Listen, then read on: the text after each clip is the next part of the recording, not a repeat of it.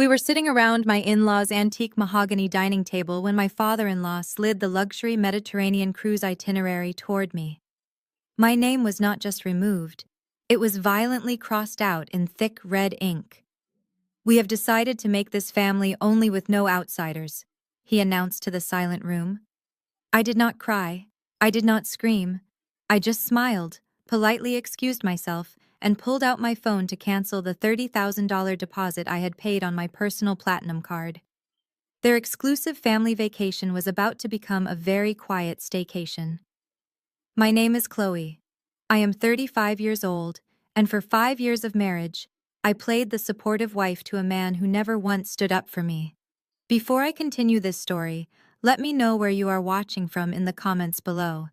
Hit like and subscribe if you have ever had to remind someone of your worth when they tried to treat you like an option. Growing up on the south side of Atlanta, I learned early that respect was something you had to earn and demand. I built my high net worth wealth management and luxury concierge firm from the ground up. I manage portfolios for athletes, entertainers, and tech founders. I am entirely self-made. But to my in-laws, Reginald and Vivian, self-made is just a polite synonym for new money. They live in a sprawling, historic estate in Buckhead, surrounded by manicured gardens and neighbors who care more about zip codes than character. Reginald is a retired judge who still treats every conversation like a courtroom proceeding where he holds the gavel. Vivian is a country club socialite who weaponizes passive aggression with a sweet southern drawl. Every Sunday dinner at their estate was an exercise in emotional endurance. The dining room was suffocating, decorated with heavy velvet drapes and oil portraits that seemed to scowl down at me. This particular Sunday felt even more oppressive than usual. The air was thick with the smell of roasted lamb and simmering resentment. As soon as my husband Julian and I walked through the heavy oak doors, the dynamic was instantly set. Julian is a highly successful orthopedic surgeon, respected in the operating room, but the moment he crosses his parents' threshold, he shrinks.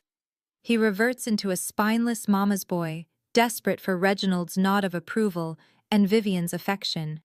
The front door opened again, and the entire energy of the house shifted. Andre, Julian's younger brother, walked in with his wife, Mackenzie. Andre is a perpetually failing tech entrepreneur, a 33-year-old man who still relies on his parents to bail out his terrible business ventures. But Mackenzie is the family prize. She is white, hails from generations of old money, and brings the kind of societal pedigree that Reginald and Vivian desperately crave. Vivian practically floated across the foyer to greet them. She took Mackenzie by the hands, gushing over her designer coat and thanking her for bringing so much class to the family. Vivian handed Mackenzie a crystal flute of vintage champagne, her eyes shining with genuine adoration.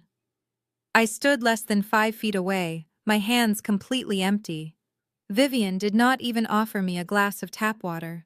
She simply glanced at my tailored suit, gave a tight, thin-lipped smile, and told me I looked very corporate today, as if going to church and running a multi-million-dollar firm was a character flaw. Julian saw the entire exchange. His hands that literally reconstruct shattered bones on an operating table, just shoved deep into his pockets. He looked down at the imported Persian rug and said absolutely nothing. He prioritized his family's fragile image over his wife's dignity, just like he always did. We moved to the dining room, taking our assigned seats around the massive table. For months, I had been the one organizing their precious 40th anniversary cruise. Because my concierge firm has exclusive contacts in the luxury travel industry, Reginald commanded that I handle the logistics. He assumed my connections would secure them VIP upgrades, private excursions, and premium dining packages. I spent weeks coordinating flights, securing the best Mediterranean suite accommodations, and finalizing private port tours. I even put the $30,000 non-refundable deposit on my own corporate card because Reginald claimed he was restructuring his investment portfolios and needed temporary liquidity. I did the work, paid the money, and delivered perfection. As dessert was served, Reginald cleared his throat. He reached into his leather briefcase and pulled out 5 beautifully bound itinerary folders. He handed the first to Vivian, the second to Andre, and the third to Mackenzie. Mackenzie opened hers with an exaggerated gasp, loudly thanking Reginald for being so generous, deliberately ignoring the fact that I was the one who curated every single page she was looking at. Then, Reginald slid the final 2 folders across the polished wood, one for Julian, one for me. I opened the heavy cardstock cover. Inside was the master schedule, detailing the flights to Greece, the private yacht transfers, and the captain's dinner reservations. But something was wrong. My eyes tracked down to the passenger manifest section. Vivian's name was printed in elegant script. Reginald, Julian, Andre, and Mackenzie were all listed. My name was there, but it had been violently crossed out. A thick, bleeding line of red ink was slashed directly through my printed name. It was not a printing error. It was a deliberate, aggressive defacement. I looked up. Reginald was staring dead at me from the head of the table. His eyes were cold, calculating, and completely unapologetic. He laced his fingers together and let the silence stretch until every eye in the room was fixed on my reaction. "We have reviewed the arrangements," Reginald said, his voice echoing in the quiet dining room. "And we have decided to make this family only. No outsiders. It is our 40th anniversary, and we need this time to bond with our true lineage." The words hit my chest like a physical blow. Outsiders. After 5 years of marriage, after funding their deposits, after playing the dutiful daughter-in-law to people who looked at me like dirt on their expensive shoes. I glanced at Vivian. She was taking a delicate bite of her cheesecake, refusing to make eye contact, her silence an absolute endorsement of her husband's cruelty. I looked at Andre, who was trying to hide a smirk behind his napkin.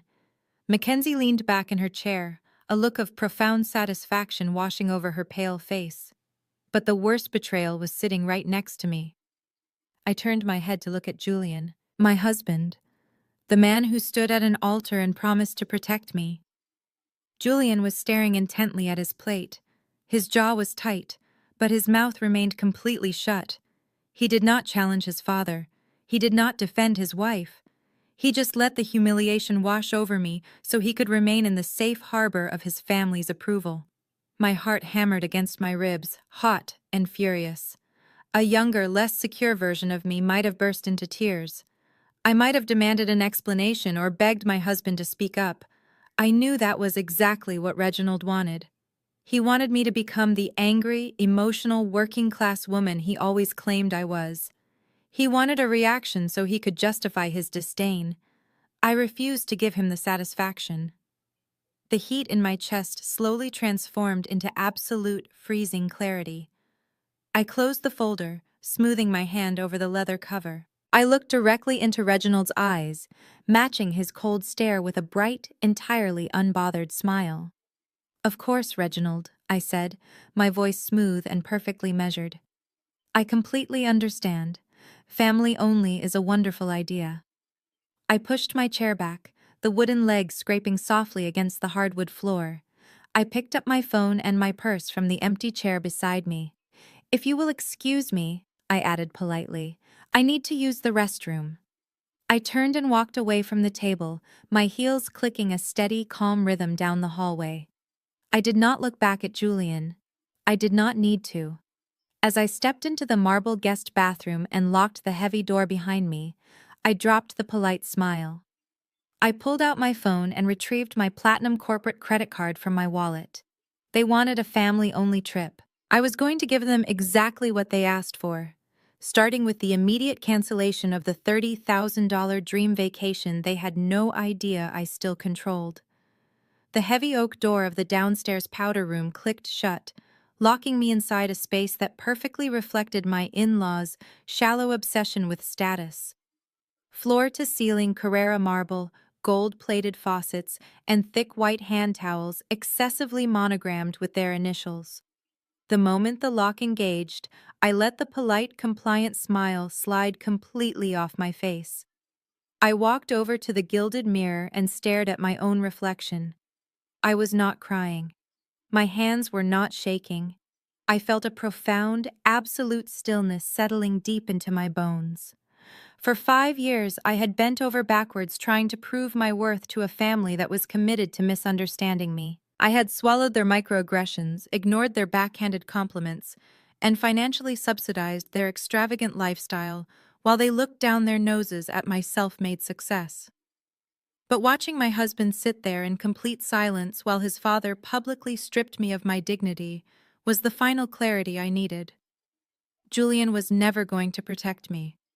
He was perfectly content to let me be the sacrificial lamb on the altar of his family's ego. I reached into my tailored blazer and pulled out my phone.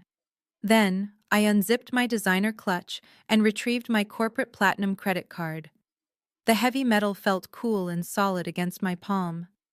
It was the exact same card I had used 6 months ago when Reginald summoned me to his home office and essentially ordered me to plan this entire anniversary trip. I remembered his exact words. "You handle the logistics, Chloe. Your little concierge business is good at this sort of service work. Make sure it is flawless." When it came time to pay the massive $30,000 deposit required to secure the multi-room reservations, Reginald had conveniently claimed his assets were temporarily tied up in a high-yield trust restructuring. He asked me to front the cost, assuring me he would wire the money to my account before the departure date. He never did. He simply assumed that because I was married to his son, my money was their money, and my labor was their birthright. They wanted a family-only trip. They were about to learn a very hard lesson about what happens when you bite the hand that finances your superiority complex. I unlocked my phone and bypassed the regular customer service numbers. As the founder of a high-net-worth wealth management firm, I hold a top-tier corporate partnership with the cruise line. I dialed my dedicated VIP account manager. The line rang barely twice before a familiar professional voice answered. "Good evening, Ms. Davis. This is Cynthia at the Elite Client Desk. How can I assist you tonight?" "Hi, Cynthia," I said, keeping my voice steady and completely calm. "I need to make an immediate, comprehensive modification to the Mediterranean booking under the name Reginald Davis. Booking reference Alpha Delta 724. I heard the rapid clacking of a keyboard on her end. "I have it right here, Ms. Davis. The Grand European voyage departing from Miami in exactly 4 days. 2 owner suites, 1 premium balcony, private helicopter transfers in Santorini, and the exclusive Amalfi Coast wine tasting package. What modifications are we making today?" "I want to cancel the entire reservation," I said. "Every room, every excursion, every transfer. I want the whole itinerary completely wiped from the system." The keyboard clacking stopped instantly. There was a brief pause. "Ms. Davis, I need to inform you that we are well past the standard cancellation window. For a package of this magnitude, canceling 4 days before departure usually incurs a 100% penalty. The $30,000 deposit would be completely forfeit. Are you absolutely certain you want to proceed?" I smiled at my reflection in the mirror. "Cynthia," I said smoothly, "could you please check my corporate tier agreement? I believe my firm's diamond status includes a specific clause regarding emergency cancellations and penalty waivers." A few more clicks. "Oh, I sincerely apologize, Ms. Davis. You are absolutely correct. Your corporate partnership tier allows for penalty-free cancellations at any time, with a full credit returned to the primary cardholder. I am processing the complete cancellation right now." I stood in the quiet bathroom and listened to the sound of those keystrokes. With every click, another piece of Reginald and Vivian's grand, boastful anniversary tour evaporated into digital dust. The sweeping ocean views, the private butler service, the captain's dinner they had undoubtedly bought new formal wear for. All of it was gone, erased, replaced by an empty manifest. "The reservation is officially canceled," Cynthia confirmed a minute later. "I have voided all boarding passes and released the suites back into the general inventory. The full $30,000 credit is being routed back to your Platinum card as we speak. You should receive an email confirmation momentarily." "Thank you, Cynthia. You have been incredibly helpful. Have a wonderful evening." I ended the call just as my phone buzzed in my hand. A bright notification flashed across the screen from my banking app. A $30,000 credit had successfully posted to my account. It was done. I took a moment to truly process the magnitude of what I had just orchestrated. In 4 days, Reginald, Vivian, Andre, Mackenzie, and my coward of a husband were going to pack their exorbitant amount of designer luggage. They were going to ride to the Miami port in whatever rented luxury vehicle Julian had undoubtedly paid for. They were going to strut up to the VIP check-in desk, expecting the royal treatment, only to be told that they did not exist in the system. They would have no rooms, no boat, and absolutely no backup plan. The best part was knowing they could not fix it. Reginald loved to project the image of a wealthy, untouchable patriarch, but I knew the truth. Through my connections in the Atlanta financial circles, I had heard the whispers. Reginald was drowning in debt. His pension barely covered the maintenance on their massive estate, and his country club fees were chronically past due. There was absolutely no way he could drop another $30,000 on the spot to buy new tickets. I turned the gold-plated handles of the sink and let the cold water run over my hands. I washed them with Vivian's expensive imported rose soap, enjoying the rich lather. I dried my hands carefully on one of the monogram towels, making sure to leave a slight damp spot right on the letter V. I opened my clutch and pulled out my signature red lipstick. I applied it perfectly, pressing my lips together to ensure the color was sharp and immaculate. I checked my hair, smoothed the lapels of my blazer, and took one final, deep breath. The woman who walked into this bathroom was a supportive, compromising wife trying to keep the peace. The woman walking out was a completely different entity. I unlocked the heavy oak door and stepped back out into the warmly lit hallway. I could hear the faint sounds of their voices drifting from the dining room. They were probably laughing, celebrating their newly purified family circle, completely unaware of the financial guillotine hanging directly over their heads. I squared my shoulders, pasted that bright, unbothered smile back onto my face, and began walking toward the dining room. The trap was officially set. The dining room was already buzzing with loud and self-satisfied laughter by the time I made my way back down the hallway. I paused just outside the archway, taking a moment to observe the people who had spent the last 5 years trying to make me feel small. They looked entirely triumphant. The tension that had clouded the room just 10 minutes ago was completely gone, replaced by the giddy energy of a family that had successfully purged its unwanted element. Andre was leaning back in his heavy wooden chair, swirling a glass of Cabernet while holding court.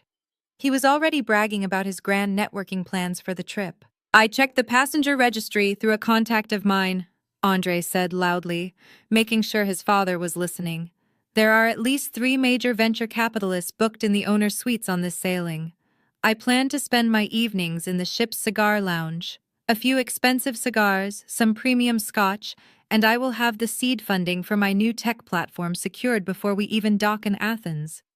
Reginald nodded approvingly, his chest puffed out with paternal pride.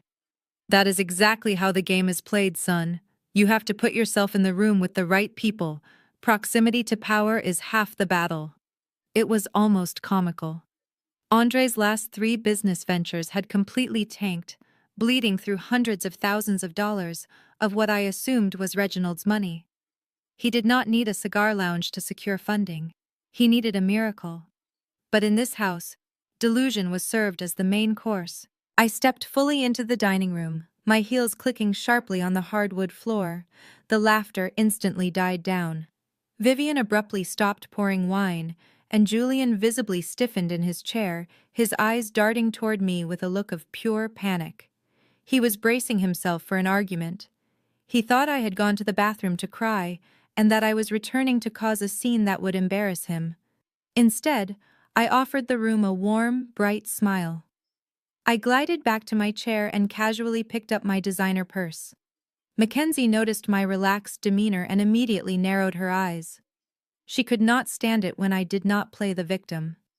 She leaned forward, resting her chin on her hand, and let out a soft, patronizing sigh.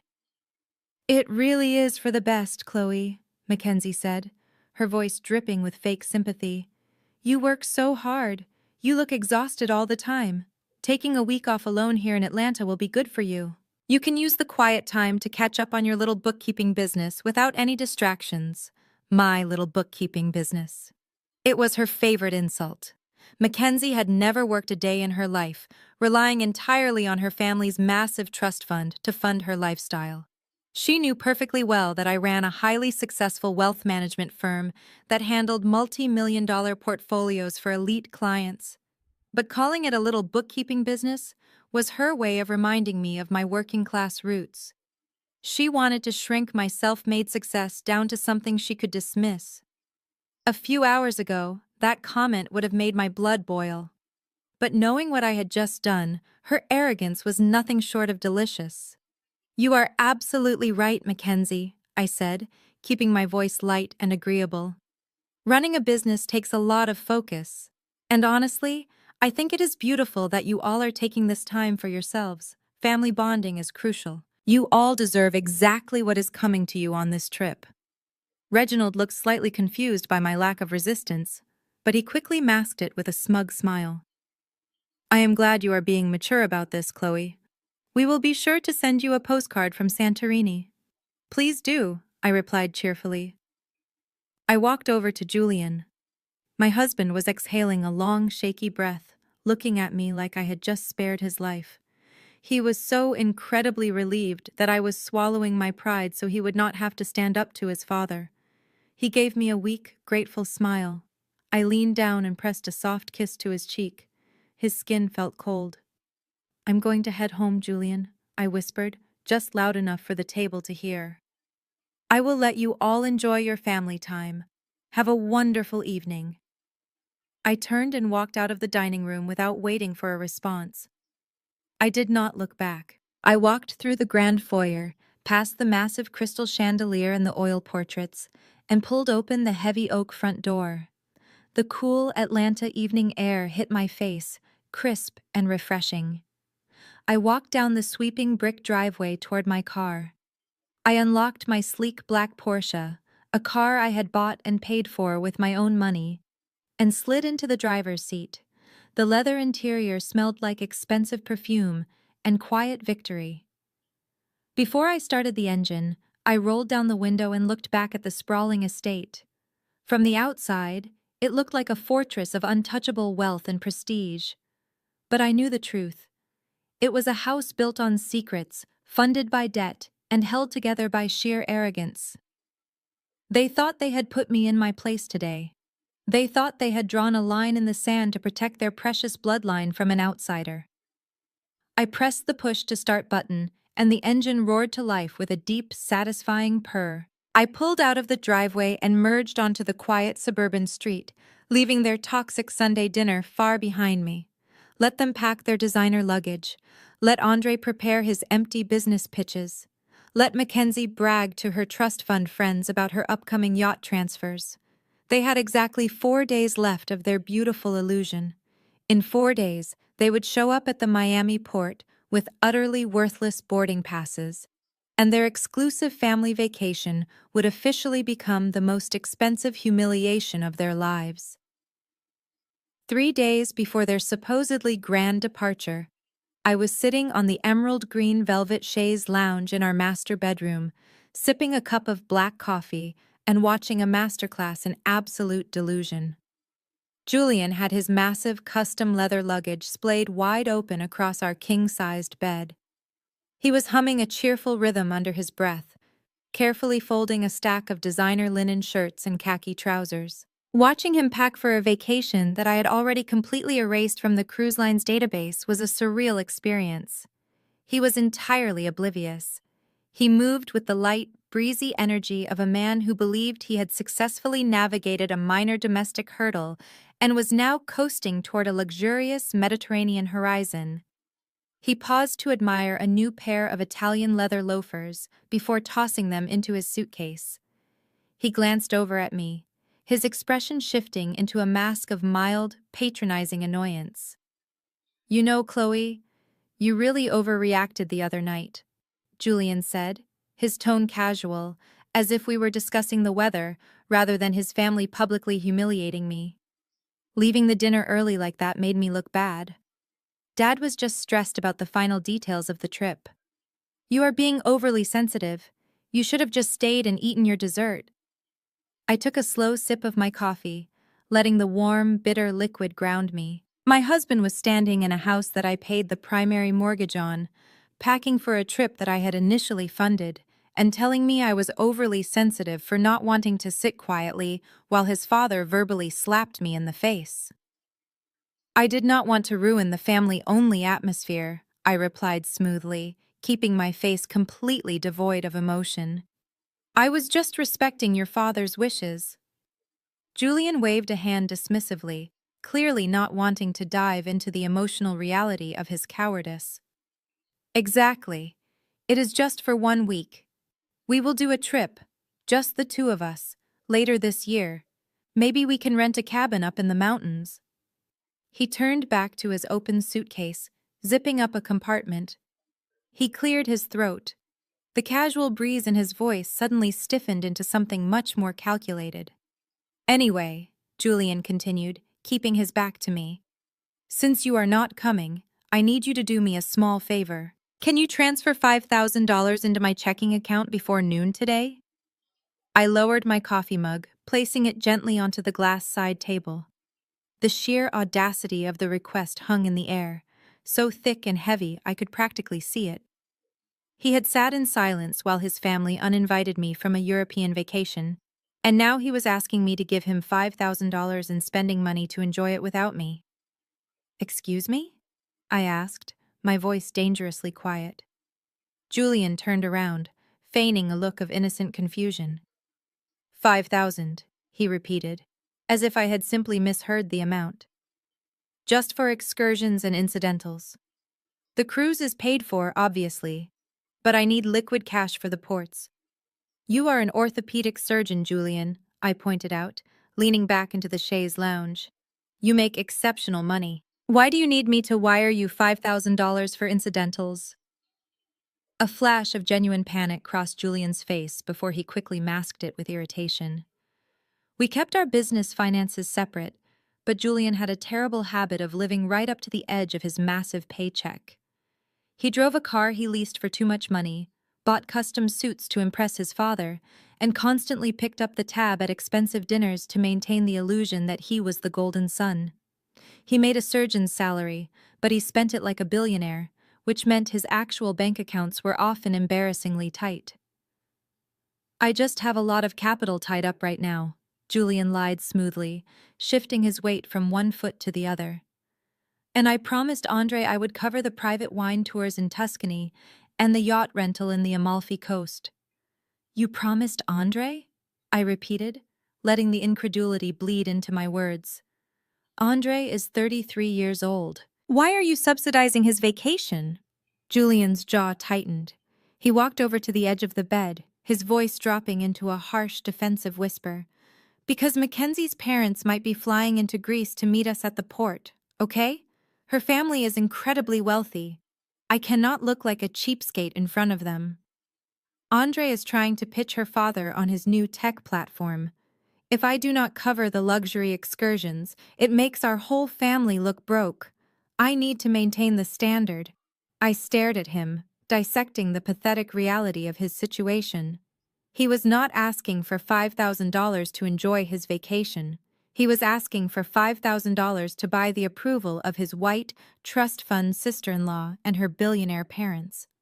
He was perfectly willing to let his own wife be treated like an unwanted stray dog, but he was terrified of looking inadequate in front of Mackenzie's family. No, I said simply. Julian stopped moving. The bedroom fell completely silent, save for the hum of the central air conditioning. What do you mean, no? He asked, his voice rising in pitch. I mean exactly what the word implies, Julian. No. I am not transferring $5,000 into your account. The Bank of Chloe is officially closed. Julian's face flushed a deep, angry red. He threw a folded shirt down onto the mattress. Are you seriously going to be this petty? It is 5 grand, Chloe. Your firm clears that in an hour. You make that money in your sleep. Are you really going to let my family look bad over a grudge? I stood up from the chaise lounge, smoothing out the fabric of my silk trousers. I walked slowly toward him, my heels sinking softly into the plush carpet. I did not raise my voice. I did not have to. I am not being petty, Julian. I am simply respecting your father's boundaries. He made it perfectly clear that this is a family-only vacation. Outsiders are not allowed. And as an outsider, it would be highly inappropriate for me to meddle in the family finances. Chloe, please, Julian pleaded, the anger in his voice instantly transforming into desperation. If I do not book the Amalfi yacht by tomorrow, we lose the reservation. Mackenzie is already telling her friends about it on Instagram. If I show up without the funds, my dad will be furious, and Mackenzie will never let Andre hear the end of it. Just wire the money. I will pay you back. You will not pay me back, I stated, staring coldly into his panicked eyes. Just like your father never paid me back for the $30,000 deposit. You are a highly successful medical professional, Julian. You want to play the big shot provider for your father and your brother's rich wife? Go right ahead. But you are not going to use my money to build your stage. I turned my back to him and walked toward the bedroom door. You have 3 days until your flight, I called over my shoulder without looking back. Figure it out yourself. I stepped out into the hallway, leaving the door wide open behind me. I could hear the sound of Julian pacing frantically across the bedroom floor, muttering curses under his breath. He was staring down at his empty wallet and his half-packed designer luggage, entirely consumed by the terror of a crumbling facade. He was panicking about how to afford a yacht in Italy, completely unaware that he did not even have a boat waiting for him in Miami. The next morning, the atmosphere in our house was brittle enough to snap. Julian was aggressively avoiding eye contact with me, burying his face in his phone as he furiously typed out messages, likely begging his credit card companies for a temporary limit increase to cover his Italian yacht rental. I let him sweat. Instead of engaging, I walked into my expansive walk-in closet and pulled down my own set of vintage leather travel trunks. I hauled them into the center of the master bedroom and began laying out an assortment of silk resort wear, oversized sunglasses, and designer swimwear. Julian walked in carrying a stack of dry cleaning, freezing when he saw my open luggage. "What are you doing?" he asked, his voice laced with sudden suspicion. "I thought you said you were staying here." I carefully folded a sheer linen cover-up and placed it into the trunk. "I was going to stay here," I said smoothly, not bothering to look up. "But Mackenzie was right. The house is too quiet, and I do have a lot on my plate." I realized sitting around Atlanta while my husband is touring the Mediterranean with his family is not exactly good for my mental health. So, I booked myself a last-minute solo trip. Julian's posture instantly stiffened. "Where?" "A private spiritual wellness retreat in Sedona, Arizona." I lied without missing a beat. "It is completely off the grid. Deep meditation, daily yoga, silent hikes through the red rocks. They actually confiscate your electronics upon arrival, so you can fully disconnect from the outside world. I leave this afternoon." The visible wave of relief that washed over Julian's face was almost comical. All the tension in his shoulders instantly melted away. He was not worried about me traveling alone. He was not disappointed that he would not be able to reach me. He was thrilled. If I was in Sedona, completely disconnected from society, it meant I would not be showing up at the Atlanta Country Club or running into Vivian's gossipy friends at the local boutiques. I would not be around to accidentally reveal that I had been banned from their precious anniversary trip.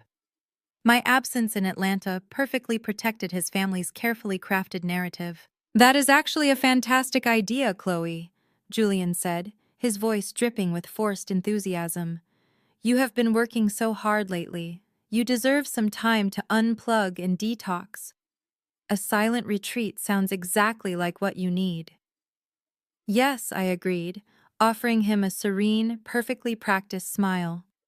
"I think it is going to be incredibly illuminating." 2 days later, the morning of their grand departure arrived.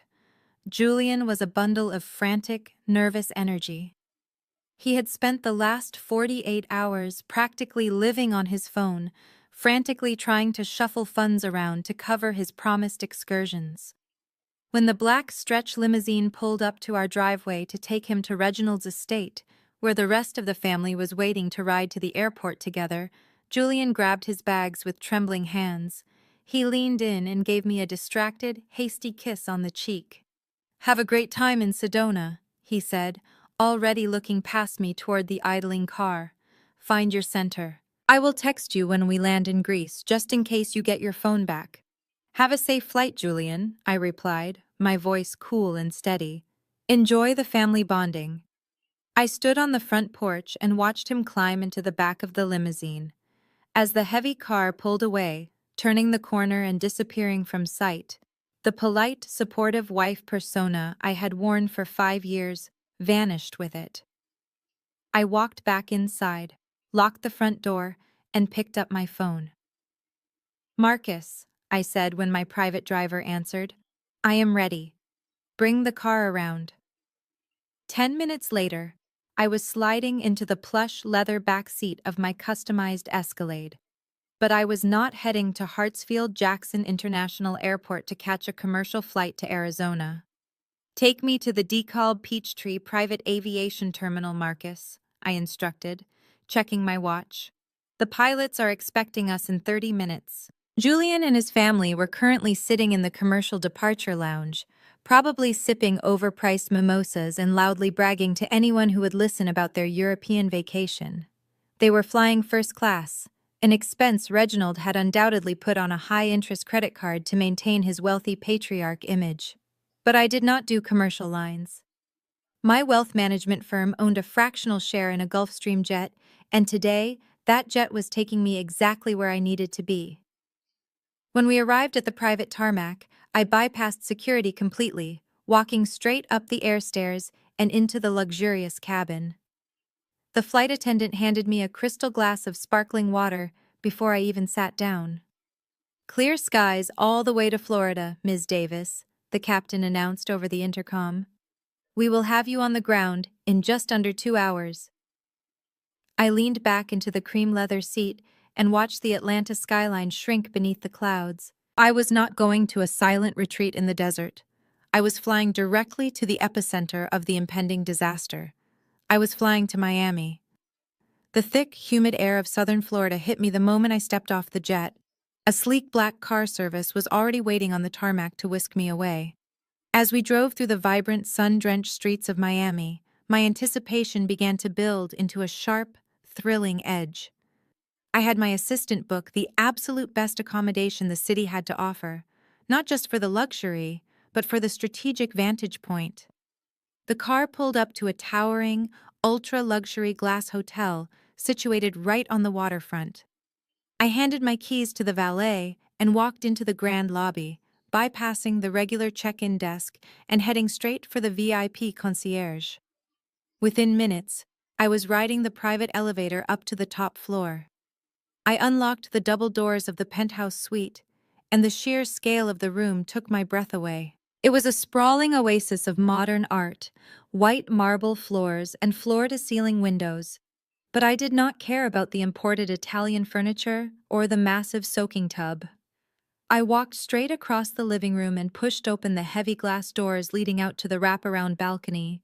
The warm ocean breeze caught my hair as I stepped out into the sunlight. I walked to the glass railing and looked down. There it was. Directly below my balcony, dominating the vibrant blue water of the port, sat the massive luxury cruise liner. It looked like a floating city, gleaming white in the afternoon sun, bustling with tiny figures of crew members and early boarding passengers. Just beyond the ship was the sprawling, multi-lane drop-off zone for the cruise terminal, where a steady stream of taxis and shuttles were unloading excited travelers. I pulled out my phone and checked the time. Julian and his family were scheduled to land at Miami International in exactly 1 hour. Factoring in baggage claim and the drive to the port, they would be pulling up to that drop-off zone in less than 3 hours. I walked back inside, picked up the room service menu, and ordered a chilled bottle of my favorite vintage champagne and a plate of fresh strawberries. Then, I pulled a plush lounge chair right up to the edge of the balcony railing. I had funded their delusions for far too long. Now, I was going to sit back, sip my champagne, and enjoy a spectacular front row seat to the exact moment their entire world went up in flames. A soft knock at the heavy wooden door of my penthouse pulled my attention away from the balcony. Room service had arrived. A smartly dressed attendant wheeled in a silver cart holding a bucket of ice, a perfectly chilled bottle of vintage Dom Perignon, and a crystal bowl of massive ripe strawberries.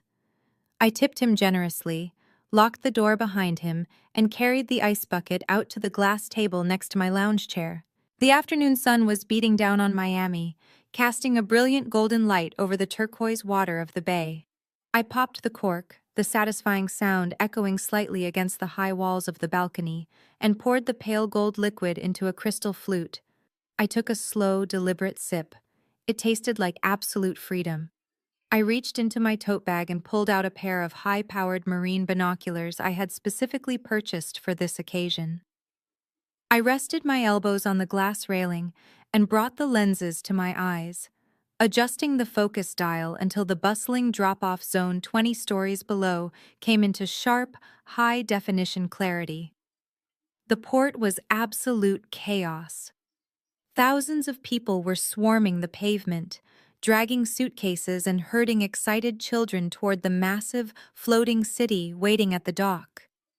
The ship itself was a behemoth of modern engineering, boasting multiple swimming pools, a water park, and rows upon rows of glass balconies glinting in the sun. It was the epitome of luxury, and for the next week it was going to sail through the Mediterranean entirely devoid of my toxic in-laws. I scanned the line of arriving vehicles, watching buses and taxis pull up to the curb. Then I saw it. A ridiculously long, obnoxiously shiny black stretch limousine forced its way through the traffic, aggressively cutting off a shuttle bus to secure a prime spot directly in front of the VIP diamond check-in tent. It was so incredibly on brand for Reginald. He always needed to announce his arrival with the most ostentatious display possible. Through the binoculars, I watched the chauffeur hurry around to open the rear door. Reginald stepped out first. Even from this distance, his arrogance was palpable. He was wearing a crisp linen suit and a Panama hat, holding his head high as if expecting a red carpet to instantly unroll beneath his expensive leather loafers. Vivian followed closely behind him, wrapped in a sheer resort gown and wearing a sun hat so massive it practically required its own zip code. She immediately began pointing her finger at the port staff, barking orders. Next came Andre and Mackenzie.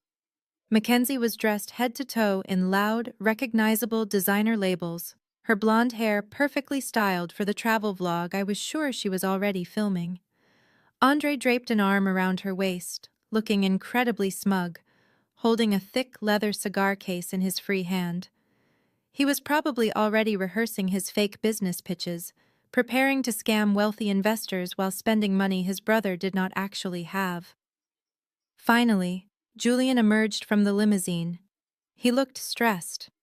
His shoulders were tense as he hovered near the trunk, watching the chauffeur unload an absolutely staggering mountain of luggage. There had to be at least a dozen massive suitcases, all coordinated, all dripping with hardware. I knew for a fact Julian had put those bags on his high-interest credit card just last week. He handed the driver a cash tip, trying to maintain his posture of easy wealth, but I could see the anxiety radiating off him. He was a man walking on a financial tightrope, completely unaware that I had just removed the safety net. I kept the binoculars pressed to my eyes, tracking their movements. Reginald did not even glance at the massive line of regular passengers waiting to drop off their bags. Instead, he snapped his fingers at a porter and pointed directly to the exclusive diamond tier check-in pavilion. The pavilion was a beautiful shaded area with plush seating, complimentary champagne, and dedicated agents waiting to whisk elite guests right onto the ship. Reginald led the charge. The family strutted past the barricades with their noses in the air, Mackenzie visibly laughing at the long line of normal people sweating on the sidewalk. They looked like royalty arriving at their coronation. I lowered the binoculars and placed them carefully onto the glass table. I picked up my phone, unlocked the screen, and opened the clock application. I set a timer for exactly 10 minutes. 10 minutes was all it would take.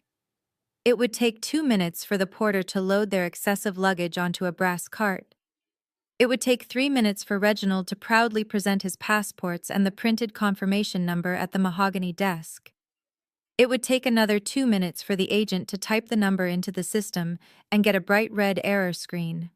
Then would come the confusion, the retyping, the frowning, and finally, the call for the floor supervisor to explain that the reservation simply did not exist. I pressed start on the timer and picked up my champagne glass. The wait was the most satisfying meditation I had ever experienced. I did not check my emails. I did not think about my firm. I just watched the numbers on my phone tick down, imagining the precise moment the color would drain from Reginald's pompous face. 5 minutes left. Julian was probably checking his watch, eager to get to the onboard bar. 3 minutes. The supervisor was definitely shaking their head right now, explaining that the primary cardholder had voided the transaction. 1 minute. Vivian was likely raising her voice, demanding they fix the machine. 10 seconds. 9. 8. I took another sip of champagne, my eyes locked on the digital numbers. 3, 2, 1. The timer chimed with a soft, pleasant melody. I dragged my finger across the screen to silence it. For a single second, there was only the sound of the ocean breeze. Then my phone vibrated so violently it rattled against the glass table. The screen lit up, flashing a photo of Julian I had assigned to his contact years ago.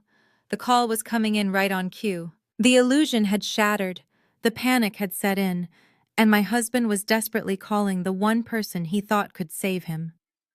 I let it ring 3 times, enjoying the visual of him standing in that pavilion, sweating through his custom shirt, before I slowly dragged the green button across the screen to answer.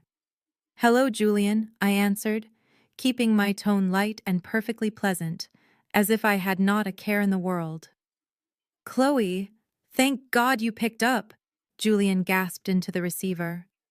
The background noise on his end was chaotic. I could hear the loud hum of the crowded cruise terminal, the rolling of luggage wheels, and the sharp, irritated voice of Vivian complaining about the humidity. Julian was breathing heavily, the panic evident in every syllable. "There is a massive problem here at the port. The check-in agent is saying our entire reservation is voided. She claims the system shows no record of us ever being booked on this ship." I took a slow sip of my champagne, savoring the crisp bubbles. "Voided?" I repeated, injecting just the right amount of mild surprise into my voice. "That sounds very stressful, Julian." "Stressful?" "Chloe, it is a complete disaster." Julian was practically hyperventilating now. "Mackenzie is throwing a fit. Andre is yelling at the porters. You booked this trip through your corporate account. You have to call your concierge desk right now and figure out what went wrong. Tell them they made a mistake and they need to reinstate our owner suites immediately. We are standing here looking like fools." Before I could respond, there was a loud scuffling sound over the phone. I heard Julian give a sharp yelp of protest, followed by the heavy, authoritative breathing of my father-in-law. Reginald had snatched the phone right out of his son's hand. "Listen to me very carefully, Chloe," Reginald barked. His voice was a low, dangerous rumble, the exact tone he used to intimidate people in his courtroom decades ago.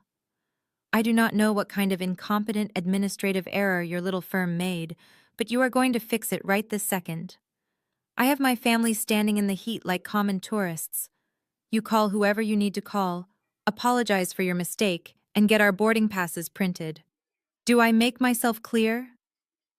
I walked back to the glass railing of my balcony and picked up my binoculars. Down below, I could see Reginald perfectly. He had the phone pressed hard against his ear, his face flushed an angry, blotchy red. Vivian was fanning herself furiously with a travel brochure, while Mackenzie stood off to the side, aggressively tapping her designer heel against the pavement with her arms crossed. Julian looked entirely defeated, rubbing his temples in distress. I smiled, letting the warm Miami breeze wash over my face. I watched Reginald puff out his chest, waiting for me to apologize and scramble to do his bidding. "I am afraid I cannot do that, Reginald," I said smoothly. My voice was calm, completely devoid of the panic or subservience he expected. "What did you just say to me?" Reginald demanded, his volume rising loud enough that a nearby family actually turned to stare at him. I lowered the binoculars and leaned against the railing. "I said I cannot fix your reservation." There was no administrative error. I called my concierge desk 3 days ago and canceled the entire trip. Every suite, every excursion, every private dinner. It is all gone. There was a dead, stunned silence on the line. The background noise of the terminal seemed to fade away, leaving only the sound of Reginald's ragged breathing. When he finally spoke, his voice was trembling with a mixture of shock and pure rage. "You canceled it?" he hissed. "You maliciously destroyed my 40th anniversary trip? Who gave you the right to touch my family vacation?" "You did, Reginald," I replied, my tone turning sharp and precise. "You stood in your dining room and announced that this was a family-only trip. You made it abundantly clear that outsiders were not welcome. So I completely agreed with you. I realized it would be highly inappropriate for an outsider like me to finance and manage your luxury vacation. I wouldn't dare meddle in a family-only trip, Reginald. You said it yourself. Outsiders should not handle the family finances." The silence stretched again, thick and heavy. I picked up my binoculars just in time to watch the absolute fury explode across Reginald's face. He pulled the phone away from his ear for a second, glaring at it as if the device itself had just insulted him, before slamming it back against his head. "You ungrateful, spiteful little woman," Reginald roared. "You think you are so clever? You think canceling a few reservations is going to ruin me? I do not need your corporate perks. I do not need your little concierge contacts. I am a retired judge of the Superior Court. I have more influence and capital than you could ever dream of." "That is wonderful news," I said, taking another leisurely sip of champagne. "Then you should have no problem sorting this out yourself. I will march right up to that diamond desk and buy new tickets with my own money," Reginald spat, his ego completely overriding any sense of logic. "I will buy the penthouse suites. I will buy the entire top deck just to prove how little this family needs you. You just made the biggest mistake of your life, Chloe. Have a wonderful staycation, Reginald," I whispered, and ended the call. I tossed my phone onto the lounge chair and brought the binoculars back to my eyes, completely captivated by the unfolding drama below. I watched Reginald shove the phone back into Julian's chest. He turned to Vivian, waving his hand in a grand, dismissive gesture, undoubtedly telling her not to worry. He adjusted his linen suit, straightened his Panama hat, and marched with absolute terrifying confidence directly up to the diamond-tiered ticketing agent. He pulled a sleek leather wallet from his breast pocket and slapped a credit card down onto the mahogany counter. He was demanding new tickets. He was demanding the best rooms on the ship. He was trying to buy his way out of the humiliation I had just handed him. I let out a soft, genuine laugh. Reginald was putting on a magnificent performance, but I knew the script better than he did. Reginald claimed he had his own money. He claimed he could buy the top deck. But I knew a dark, heavily guarded secret about the great patriarch of the Davis family. Reginald was entirely, hopelessly broke. Through my wealth management firm, I have access to extensive financial networks and credit monitoring systems in Atlanta. Several months ago, when Reginald first asked me to handle the cruise deposit, I noticed a few glaring inconsistencies in the tax documents he handed me. I ran a quiet, entirely legal background check on his public assets. What I found was a financial house of cards actively collapsing in real time. Reginald had taken out 3 separate loans against his pension. The sprawling historic estate in Buckhead had multiple liens against it. His credit cards were maxed out to their absolute limits, and his country club membership had been suspended twice in the last year for non-payment. He had spent the last decade secretly draining his retirement accounts to fund Andre's failed business ventures and maintain his own image of untouchable wealth. The man did not have $30,000. He did not even have $3,000 in liquid cash. Down at the port, the ticketing agent picked up Reginald's card. She swiped it through the terminal. I did not need to hear the conversation to know exactly what was happening. I watched the agent look at her screen, her brow furrowing. She swiped the card a second time. Then, she looked up at Reginald and shook her head, handing the card back to him with an apologetic smile. Reginald froze. Even from 20 stories up, I could see the rigid tension seize his body. He snatched the card back and immediately pulled out another one. The agent swiped it. Another shake of the head. Vivian stepped forward, placing a hand on Reginald's arm. I could tell she was asking what was wrong.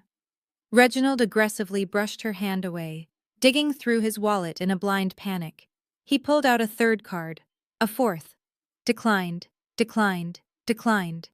The majestic illusion of the Davis family was shattering right there on the Miami pavement. Mackenzie was staring at her father-in-law in complete disbelief, her jaw practically on the floor. Andre was frantically checking his own phone, realizing his free ride was disintegrating. And Julian just stood there, staring blankly at the massive cruise ship blowing its departure horn, slowly coming to the horrifying realization that he had sacrificed his marriage for a family that was completely bankrupt. Down on the pavement, the reality of Reginald's financial ruin hung in the humid air like a thick fog. He stood frozen, staring at his stack of useless plastic. That was when Mackenzie decided she had endured enough embarrassment. I watched her huff aggressively, push past her father-in-law, and pull out a sleek, heavy metal black card. It was the ultimate symbol of her family's trust fund. She slapped it onto the mahogany counter, gesturing wildly, clearly demanding the agent charge whatever exorbitant fee was necessary to secure the absolute best rooms available. The ticketing agent picked up the black card. She typed rapidly on her keyboard. For a split second, I saw Mackenzie cross her arms and offer Reginald a pitying, condescending smile.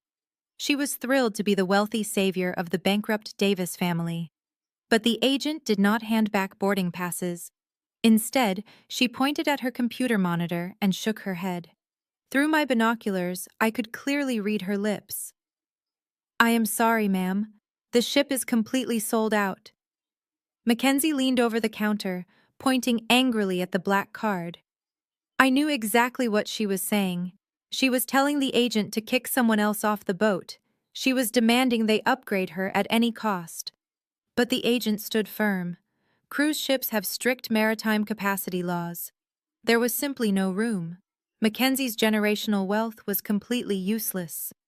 That was the exact moment Vivian finally registered what was happening. The grand, luxurious 40th anniversary trip she had been bragging about at the country club for 6 straight months was not happening. She was not going to Greece. She was not getting on that boat. Vivian snapped. I watched my mother-in-law, the woman who prided herself on southern elegance and country club manners, turn into an absolute banshee. She threw her massive designer sun hat directly at the ticketing agent. She slammed her hands down on the mahogany counter, screaming at the top of her lungs.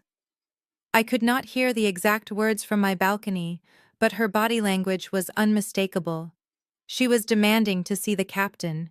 She was pointing at Reginald, shrieking about his former status as a judge, threatening to sue the entire cruise line. In a final display of unhinged fury, she swept her arm across the desk, sending a massive stack of glossy travel brochures flying into the air like confetti. It was a spectacular, glorious meltdown. And the best part was that I was not the only one watching.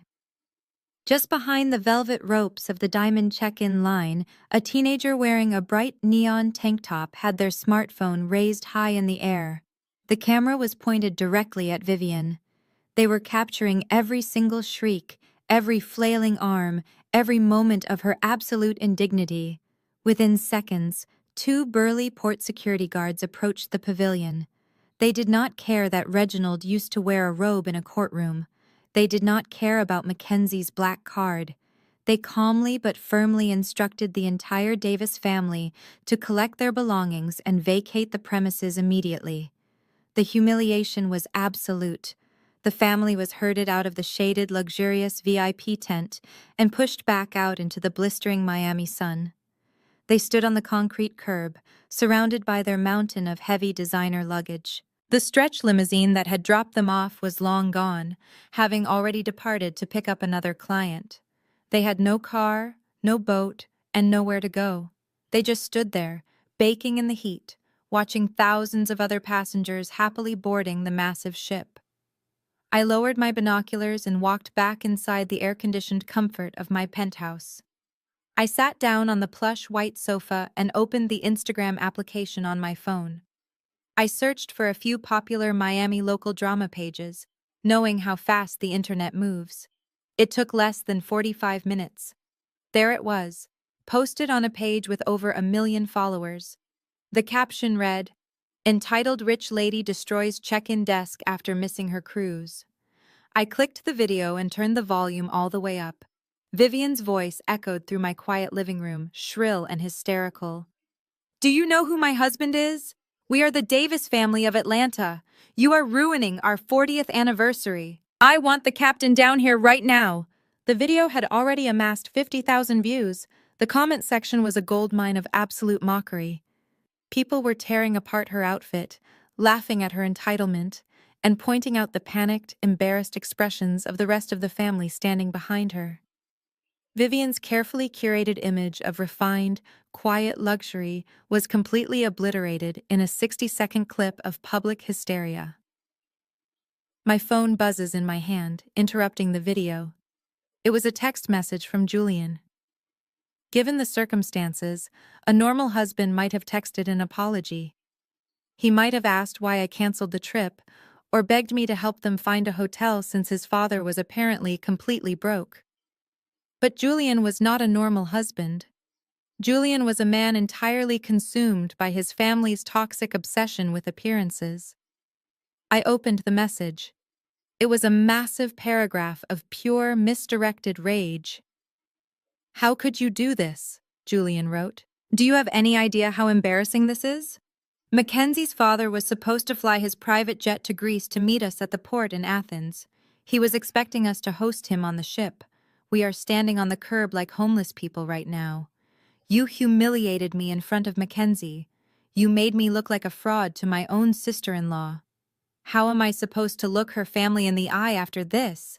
You completely destroyed my reputation with them." I stared at the screen, letting the reality of his words sink in. He did not care about the money. He did not care that his father had lied to him. He certainly did not care that they had deliberately excluded me from a vacation I had paid for. The only thing Julian cared about was the white gaze of Mackenzie's billionaire family. He was furious because he could no longer play the role of the wealthy, successful surgeon in front of the people he desperately wanted to impress. His entire identity was wrapped up in proximity to their power, and I had just ripped the mask right off his face. I did not reply. I locked my phone and tossed it onto the sofa cushion. Julian wanted to worry about his reputation. He had absolutely no idea what was coming next. The canceled cruise was just the appetizer. The real destruction was waiting back in Atlanta, buried deep inside the financial records he thought he had successfully hidden from me. Let them sweat on the curb. Let them figure out how to survive the week. I had a financial audit to conduct, and I was going to tear his precious reputation down to the studs. My phone did not stay quiet for long. Over the next hour, it became a relentless metronome of Julian's unraveling sanity. Sitting comfortably on my plush penthouse sofa, I watched the screen light up again and again with a barrage of text messages. He was cycling rapidly through the stages of grief, bouncing erratically between blind rage, pathetic bargaining, and aggressive victim blaming. "Are you ignoring me? Chloe, answer your phone right now. You cannot just leave us stranded here." Then, 10 minutes later, Mackenzie is crying. Her father is already asking for the ship's satellite phone number so he can reach us at sea. What are we supposed to tell him? You are ruining my brother's marriage. And then, the inevitable pivot to begging. Chloe, please. My dad's cards are being flagged for fraud. That is why they were declined. We do not have the liquid cash to book 5 people into a luxury hotel in Miami during peak season. Just wire me $10,000. Book us into the Ritz-Carlton or the Four Seasons. We will pay you back. I promise. Just do not let my family sleep on the street. I scoffed out loud. Reginald's cards were not flagged for fraud. They were completely maxed out. But Julian was still desperately clinging to the illusion that his father was a wealthy patriarch who just happened to be experiencing a minor banking error. And it was incredibly telling that even in his moment of absolute desperation, Julian was still demanding a 5-star resort. He was stranded on a concrete curb, yet he still felt entitled to the Four Seasons on my dime. I did not reply to a single message. Instead, I swiped his notifications away and opened the location tracking application on my tablet. Julian was a man who loved to show off. He always kept his location sharing turned on so his golf buddies and country club friends could see when he was dining at an exclusive restaurant or lounging at a high-end resort. In his panicked rush to manage his family's meltdown, he completely forgot to turn it off. I now had a real-time, high-definition map of their misery. For the first hour, the little blue dot representing my husband remained stubbornly anchored at the Miami port. I pictured them arguing on the sidewalk, surrounded by their mountain of heavy, useless luggage, sweating through their expensive resort wear as they tried to formulate a plan. They were trapped. They could not just go back to the airport and fly home to Atlanta. Vivian had spent the last 6 months loudly bragging about this Mediterranean voyage to every woman at her country club. She had posted countdowns on social media. If they returned the very next day, the humiliation would be permanent. To save face, they had to stay hidden. They had to pretend they were actually on a boat for the next 7 days. Eventually, the blue dot began to move. I leaned back against the cushions, tracking their journey across the city. They were not heading toward South Beach. They were not moving toward Brickell or the wealthy waterfront districts. I watched the dot slowly travel away from the ocean, navigating away from the sparkling high-rises and luxury shopping centers. It was creeping steadily inland, heading toward the busy industrial stretches of the interstate highway. Miami is an astronomically expensive city, especially during peak tourist season. A single night in a decent hotel for 5 adults, requiring at least 3 separate rooms, would run well into the thousands. Reginald had no money. Andre was chronically broke. Mackenzie was likely refusing to use her trust fund black card to bail them out, preferring to pout and play the victim of their disorganization. That left Julian to foot the bill with whatever meager credit limit he had left after paying for their flights and luggage. The blue dot crawled along the highway map for another 20 minutes before finally coming to an abrupt halt. I zoomed in on the tablet screen, dropping a digital pin on their exact location. It was an address tucked right up against the roaring traffic of Interstate 95, sandwiched between a discount tire shop and a 24-hour gas station. I opened a web browser on my laptop and typed the address into the search bar. I hit enter, and a moment later, the screen populated with images of their new accommodation. I actually had to cover my mouth to stop myself from laughing out loud. They were at the Starlight Motor Inn. It was a dingy, 2-star motel that looked like it had not been renovated since the late 1980s. The photos online showed a bleak, 2-story concrete building covered in peeling pink paint. A towering neon sign stood near the highway, but several of the letters were burned out, giving the property an incredibly sinister glow. The online gallery proudly featured a murky, kidney-shaped swimming pool surrounded by cracked concrete and cheap plastic lawn chairs. I clicked on the review section. The most recent guest comments were a parade of absolute nightmares. People were complaining about the overpowering smell of bleach and stale cigarette smoke. There were detailed accounts of loud arguments in the parking lot at 3 a.m, mysteriously stained carpets, and most importantly, multiple unconfirmed reports of bedbugs. This was their grand Mediterranean getaway. I closed the laptop, a deep, profound sense of satisfaction settling into my chest. I walked back out onto my penthouse balcony and looked out over the sparkling ocean, feeling the cool, expensive breeze against my skin. Somewhere miles away from this beautiful coastline, right next to the deafening roar of passing semi-trucks, the Davis family was currently dragging their custom leather luggage across a sticky asphalt parking lot. I could perfectly picture Vivian, still wearing her massive sun hat and sheer resort gown, staring in absolute horror at a chipped laminate front desk. I could imagine Reginald, the mighty former judge who always demanded the finest things in life, being handed a plastic room key with a heavy brass tag attached to it.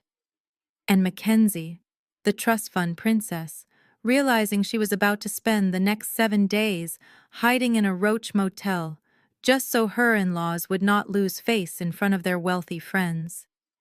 They had tried to lock me out of their world because I was an outsider. They told me I did not belong at their table. Now, they were exactly where they belonged.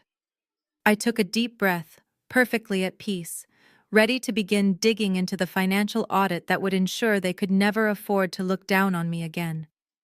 The next morning, I woke up to the sound of gentle waves crashing against the pristine shoreline directly below my penthouse balcony. I ordered a carafe of black coffee and a plate of fresh fruit from room service, setting my laptop and tablet up on the glass dining table. The Miami sun was pouring through the floor-to-ceiling windows, casting a warm, expensive glow over everything.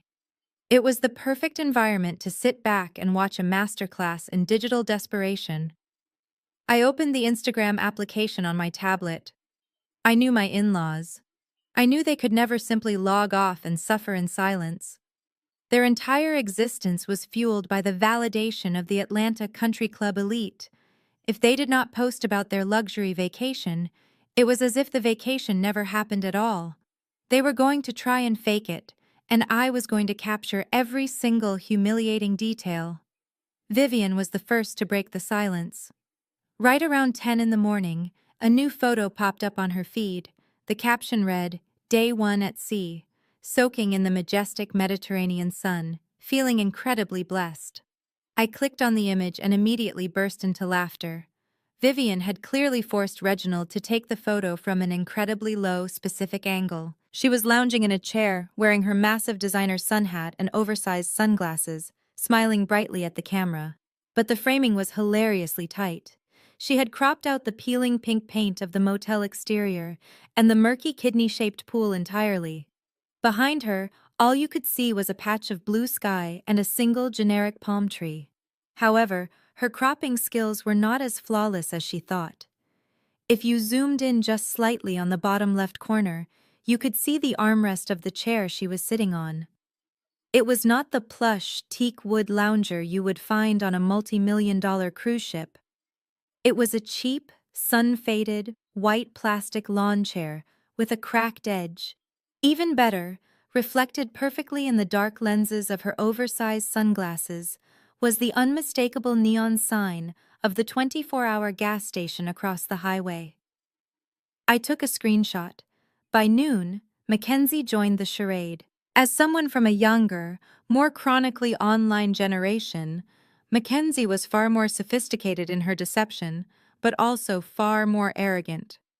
She did not just rely on clever camera angles. She utilized artificial intelligence and the camera roll from her past vacations to construct an entirely fabricated reality. Mackenzie posted a carousel of 3 photos. The first was a picture of her posing in a stunning white sundress, leaning against a pristine white railing, with the deep, sapphire blue waters of the Aegean Sea stretching out behind her. The caption tagged a luxury resort wear brand and included the hashtags Santorini bound and generational wealth. It was a beautiful photo, but it was completely fake. I looked closely at the lighting. The sun hitting Mackenzie's face was harsh and directly overhead, typical of a Miami highway at high noon.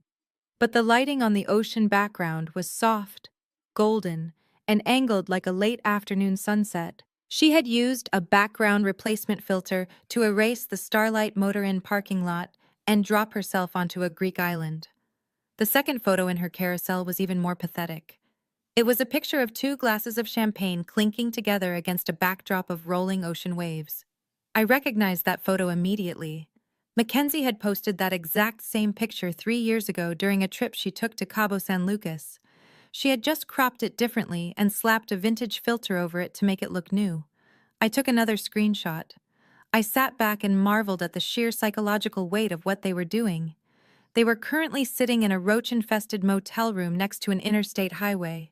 They were probably sweating, arguing, and rationing whatever limited funds Julian had left. Yet, instead of dealing with their reality, Vivian and Mackenzie were spending hours editing, cropping, and filtering photos just to ensure the women back in Buckhead still envied them.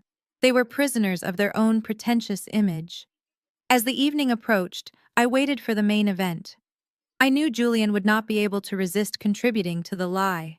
He needed his wealthy father-in-law to believe he was providing a world-class experience for Mackenzie and Andre. Just after 7 o'clock, Julian made his post.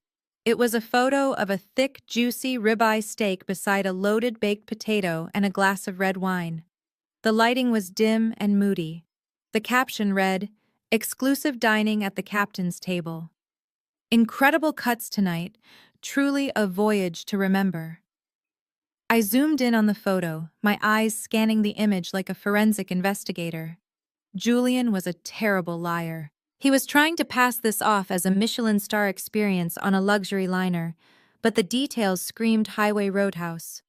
The steak was served on a thick, heavy ceramic plate with a generic brown rim, the exact kind used by every mid-tier chain restaurant in America. Fine dining on a luxury cruise would utilize delicate, branded bone china. But the absolute nail in the coffin was the silverware. Resting right next to the baked potato was a steak knife with a thick, wooden handle. Etched right into the wood, faintly visible but undeniably there, was the logo for a popular, inexpensive national steakhouse chain. Julian had walked across the highway from the Starlight Motor Inn, sat down in a fluorescent-lit booth, and ordered a $20 ribeye, pretending he was dining with a maritime captain. I took a screenshot. But screenshots were not enough. I was not just saving pictures to laugh at them privately. I was building a legally and socially bulletproof portfolio of their fraud. I opened a specialized software program on my laptop that I frequently use to verify asset documentation for my wealth management clients. It allows me to extract EXIF data and metadata hidden within digital files. People like Julian and Mackenzie never strip the metadata from their uploads. They simply do not know how. I pulled the location data from Julian's steak dinner post. The geographic coordinates popped up on my screen instantly. It did not ping somewhere in the middle of the Atlantic Ocean. It pinged exactly at the address of the chain steakhouse located 0.2 miles away from the Starlight Motor Inn in Miami, Florida. I did the same for Vivian's photo. The metadata showed the exact coordinates of the motel swimming pool. I pulled the data from Mackenzie's artificially generated Santorini photo. It showed the image was captured that very morning, right inside room 112 of the Starlight Motor Inn. I created a new encrypted folder on my desktop. I named it The Grand Voyage. Inside, I meticulously paired every single one of their fake, boastful Instagram posts with the corresponding metadata, the geographic coordinates, and the zoomed-in evidence of their cheap surroundings. I placed the image of Vivian's sunglasses reflecting the gas station next to Mackenzie's recycled Cabo champagne glasses. I placed Julian's Captain Table steakhouse knife right next to the Google Street View of the restaurant. It was a masterpiece of undeniable truth. I closed the folder and shut my laptop, feeling a dangerous, thrilling smile spread across my face. They thought they were so clever. They thought they could spin a web of lies and return to Atlanta in a week, strutting around their garden parties and country club dinners as the triumphant elite family they pretended to be. They had absolutely no idea that I was holding the match that would burn their entire social standing to the ground. I had the undeniable portfolio of their fraud. Now, all I had to do was fly back to Atlanta, unlock Julian's home office, and find the financial rot that forced them into this pathetic lie in the first place. The next morning, I left the beautiful, sun-drenched Miami coastline far behind me. I checked out of the waterfront penthouse, leaving a generous cash tip for the concierge, and had my private driver take me directly back to the DeKalb Peachtree Aviation Terminal. While my husband and his family were likely waking up to the smell of stale cigarette smoke, damp carpets, and the deafening roar of interstate highway traffic at the Starlight Motor Inn, I was sipping sparkling water at 30,000 feet. I was flying back to Atlanta with a crystal-clear mind and a highly specific mission. Arriving at our shared home felt entirely different this time. The sprawling, beautifully decorated house was completely silent. Usually, Julian filled the space with his overwhelming presence. He was always taking loud phone calls, pacing across the hardwood floors, or playing his pretentious medical podcasts at top volume to ensure everyone knew how important he was. Now, the silence was thick, heavy, and ripe with opportunity.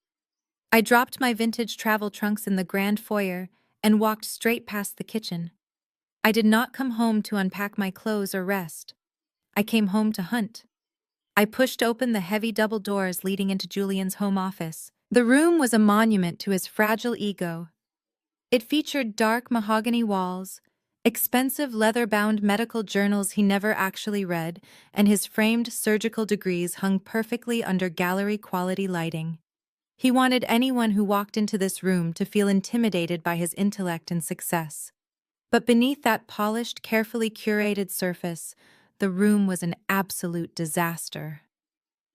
In his frantic, panicked rush to pack for the luxury cruise he thought he was taking, Julian had completely abandoned his usual meticulous organization. Desk drawers were left half open. Dry cleaning receipts and expensive tags from his newly purchased resort wear were scattered carelessly across the expensive Persian rug. And sitting right in the middle of his massive leather desk blotter, completely unattended, was his iPad. I walked over and tapped the glass screen. It immediately lit up, bypassing the lock screen entirely. In his sheer desperation to monitor his rapidly dwindling bank balances while standing humiliated on the Miami port curb yesterday, Julian had disabled the auto-lock security feature.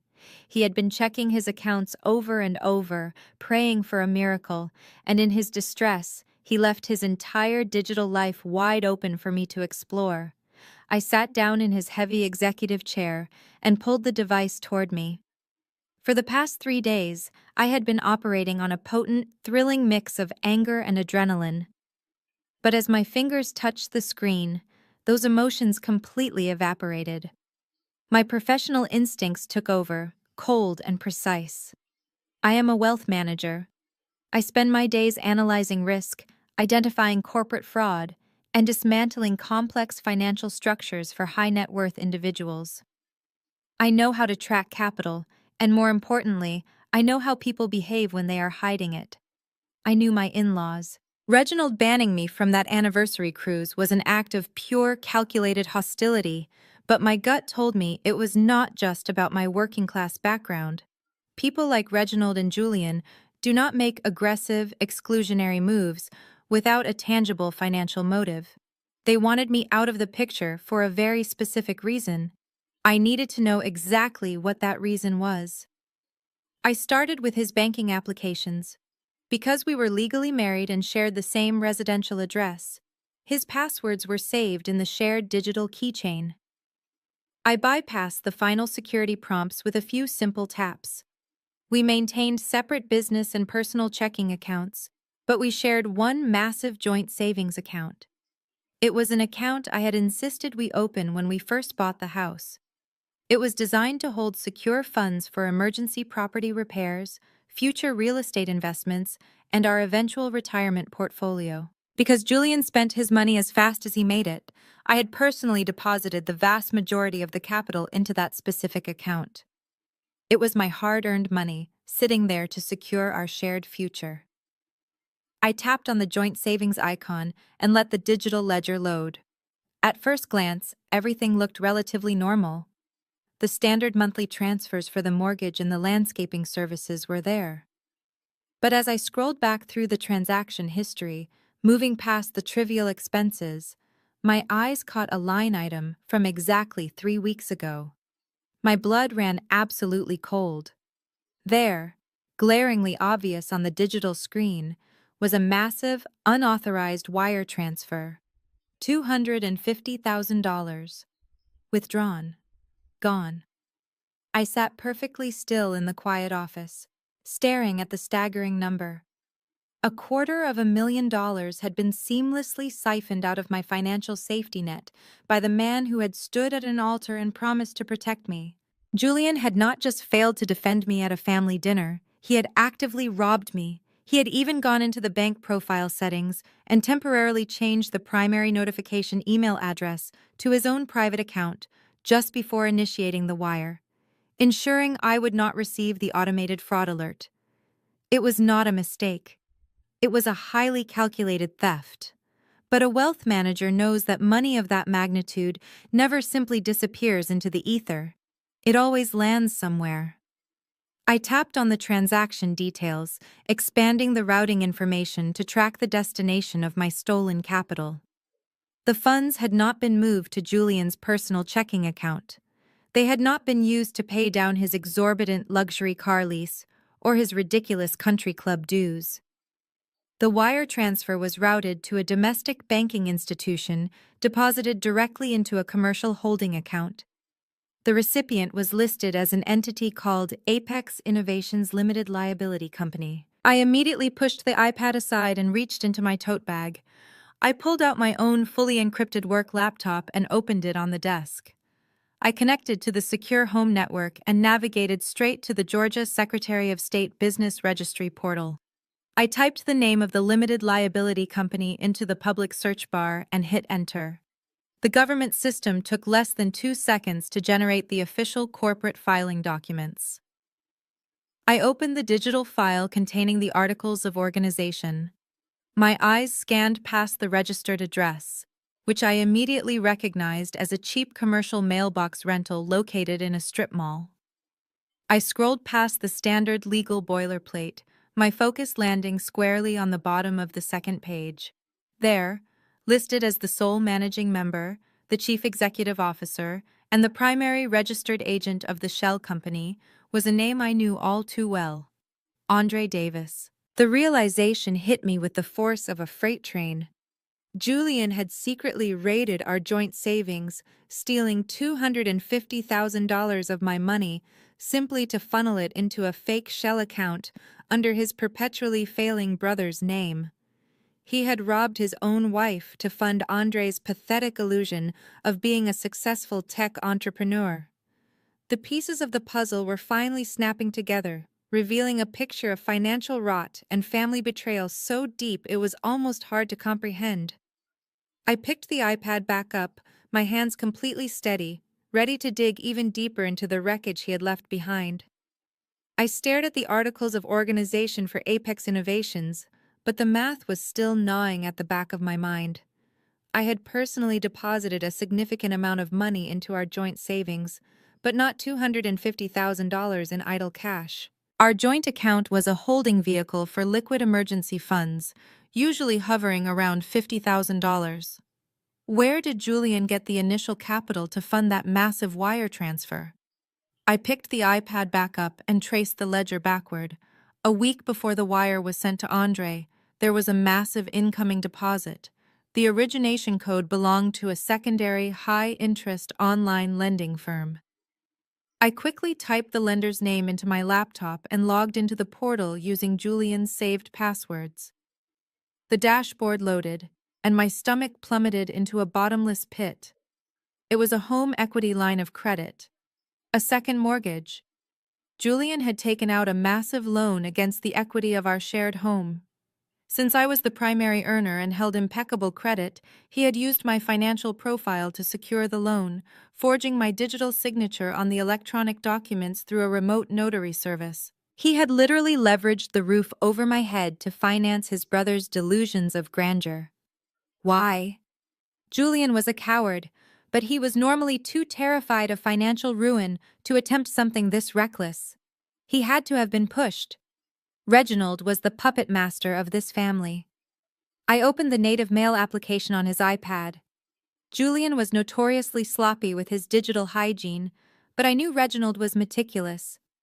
If Reginald orchestrated this theft, there would be a paper trail. I clicked on the search bar and typed in 3 words: anniversary, Andre, and my own name, Chloe.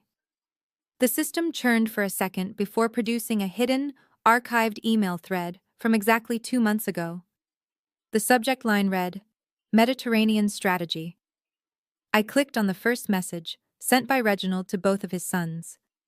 As I read the words, the true, sinister nature of their family-only vacation finally revealed itself. They were not going to Europe to celebrate a 40-year marriage. They were going to Europe to beg for their financial lives. Reginald's email detailed a highly coordinated, incredibly desperate plan. Mackenzie's billionaire father, Richard, a man who possessed the kind of old-money generational wealth Reginald desperately worshipped, was flying his private jet to Greece to meet the cruise ship at the port in Athens. The entire Mediterranean voyage was nothing more than an elaborate, high-stakes stage production. Reginald outlined the reality of their situation with chilling clinical detachment. Andre's tech company was completely bankrupt, facing multiple lawsuits from early-stage vendors. Reginald's historic Buckhead estate, the crown jewel of his pretentious identity, was weeks away from public foreclosure due to unpaid property taxes and defaulted loans. Their only salvation was to convince Mackenzie's father to inject a massive $2 million bailout investment into Andre's shell company. Reginald would then secretly skim enough off the top to save his own sinking ship before Richard ever noticed the discrepancy. But the final paragraph of Reginald's email was the absolute dagger. It explained everything. Julian had replied to the thread earlier, meekly asking how they were going to explain the massive excursion costs and the VIP suite upgrades to me since I was the one managing the bookings. Reginald's response was a masterclass in elitist cruelty. I read his exact words glowing off the screen. Chloe cannot be on that boat, Julian. You need to handle your wife. Richard is a man of exceptional pedigree. He responds to legacy, to polish, and to generational standing. Chloe is a smart girl, but her working-class, self-made background is entirely the wrong aesthetic for this pitch. She is too rough around the edges, too focused on the grind. She lacks the refinement required to sit at a table with old money. She will ask the wrong financial questions and ruin the illusion of our prosperity. Uninvite her. Tell her it is family only. If you need capital to cover the Italian yacht rentals to impress Richard, leverage your house. She will never notice until the ink is dry. I sat back in the heavy leather executive chair. The silence in the home office was deafening. I read that paragraph 3 times. Her working class, self-made background. She lacks the refinement. Leverage the house. She will never notice. They had looked at my success, the empire I had built with my own 2 hands from the south side of Atlanta, and dismissed it as tacky. They had stolen the equity from my home to buy expensive props for a fraudulent business pitch to a white billionaire. They did not just exclude me from a family vacation. They weaponized my hard work to fund their lies, and they did it while smiling in my face at Sunday dinner. The heat of betrayal instantly vanished, replaced by the freezing, absolute zero clarity of a woman who was about to orchestrate total destruction. The cold, calculating wealth manager inside me completely took over. There was no more sadness. There was no more shock. There was only the undeniable mandate for financial annihilation. I reached into my purse and pulled out my phone. I bypassed my regular contacts and scrolled down to a specific number I reserved strictly for hostile corporate takeovers and aggressive litigation. I pressed dial. The line rang twice before a sharp, authoritative voice answered. "Good afternoon, Chloe. This is Harrison." I smiled, looking at the forged mortgage documents glowing on my laptop screen. "Hello, Harrison," I said, my voice as hard and unyielding as a diamond. "I need your entire litigation team assembled by tomorrow morning. My husband and his father have just committed major wire fraud and forged my signature on a second mortgage. But before we file criminal charges, I need you to do some very specific shopping for me." "What are we buying?" Harrison asked, his tone shifting into pure business. "I need you to contact the primary lien holder on Reginald Davis's historic estate in Buckhead," I instructed, pulling up the property records I had found earlier. "The property is secretly in default. I want my private equity firm to purchase that debt immediately. Pay whatever premium the bank demands to expedite the transfer. I want to hold the deed to his house by the end of the week. Secondly, I want divorce papers drafted with an emergency asset freeze on all of Julian's accounts." "Consider it done," Harrison replied smoothly. "Are we anticipating resistance?" I let out a soft, dark laugh. "No, Harrison. They are currently hiding in a roach motel in Miami, pretending to be on a luxury cruise. By the time they return to Atlanta, they will have absolutely nothing left to fight with. The gloves are officially off. We are going to war." 2 weeks passed in a blur of meticulously orchestrated legal maneuvers. While my legal team was quietly executing the hostile takeover of Reginald's defaulted estate and preparing my airtight divorce filings, the Davis family was enduring the final miserable days of their Miami purgatory. When they finally returned to Atlanta, they looked absolutely nothing like a family returning from a luxury European voyage. I watched Julian pull into our driveway through the security cameras on my phone. He looked completely exhausted. His skin was an angry, peeling shade of red from spending 7 days roasting on cheap plastic chairs next to a highway concrete pool. He dragged his heavy, useless designer luggage up our front steps with the defeated, slumped posture of a man who had been thoroughly broken by his own lies. But Vivian was not going to let a little thing like absolute financial ruin get in the way of her social calendar. To overcompensate for their disastrous week, and to desperately set the stage for their impending pitch to Mackenzie's billionaire father, Vivian immediately announced a lavish welcome home garden party. She sent out embossed digital invitations to every single member of the Atlanta Country Club elite, acting as if nothing was wrong. The invitation boasted about their magical time in Santorini and the Amalfi Coast, promising an evening of European elegance at the Davis Historic Estate. Richard, Mackenzie's father, had already flown into town with his wife. He was completely expecting to hear the grand pitch for Andre's new tech startup, anticipating a sophisticated business proposal from a wealthy, established family. Knowing this, Vivian was pulling out all the stops to maintain the illusion. Through my network, I heard she hired expensive caterers, a live string quartet, and imported floral arrangements. She was undoubtedly funding this extravagant party with whatever predatory microloans Reginald could still manage to secure. They were building a magnificent house of cards on a foundation of absolute ash, entirely oblivious to the fact that I was holding the match. Julian walked into our kitchen later that afternoon, attempting to project the breezy confidence of a loving, attentive husband. He had spent the last 2 weeks furiously texting me from his Roach motel, blaming me for his humiliation and begging for cash. But now that he was back in Atlanta and needed me to play a role, he seamlessly shifted back into his manipulative charm. "How was Sedona?" he asked, leaning casually against the marble island, trying to look relaxed despite the visible tension in his jaw. "It was incredibly clarifying," I replied smoothly, not looking up from my iPad. "And Greece? How were the yacht transfers?" Julian did not even flinch. He swallowed the lie whole, his ego protecting him from any sense of shame. "Breathtaking," he said, forcing a bright smile. "But honestly, I missed you. The family dynamics were a bit tense without you there to balance things out." I almost laughed right in his face. He was standing in my kitchen, wearing clothes he bought with credit cards he could not pay off, actively lying to the woman whose savings account he had just raided for $250,000. He truly believed his financial secrets were completely safe. He thought I was just the slightly annoyed wife who had taken a spa trip, completely unaware of the massive second mortgage forged in my name. "My mother is hosting a little welcome home gathering at the estate tonight," Julian continued, shifting his weight nervously from one foot to the other. "Richard and his wife are in town. It is going to be a very important evening for Andre and the future of his company. I know things were strained before we left. but it would mean a lot to me if you came. Just put on a nice dress, mingle, and support the family. We need to present a united front."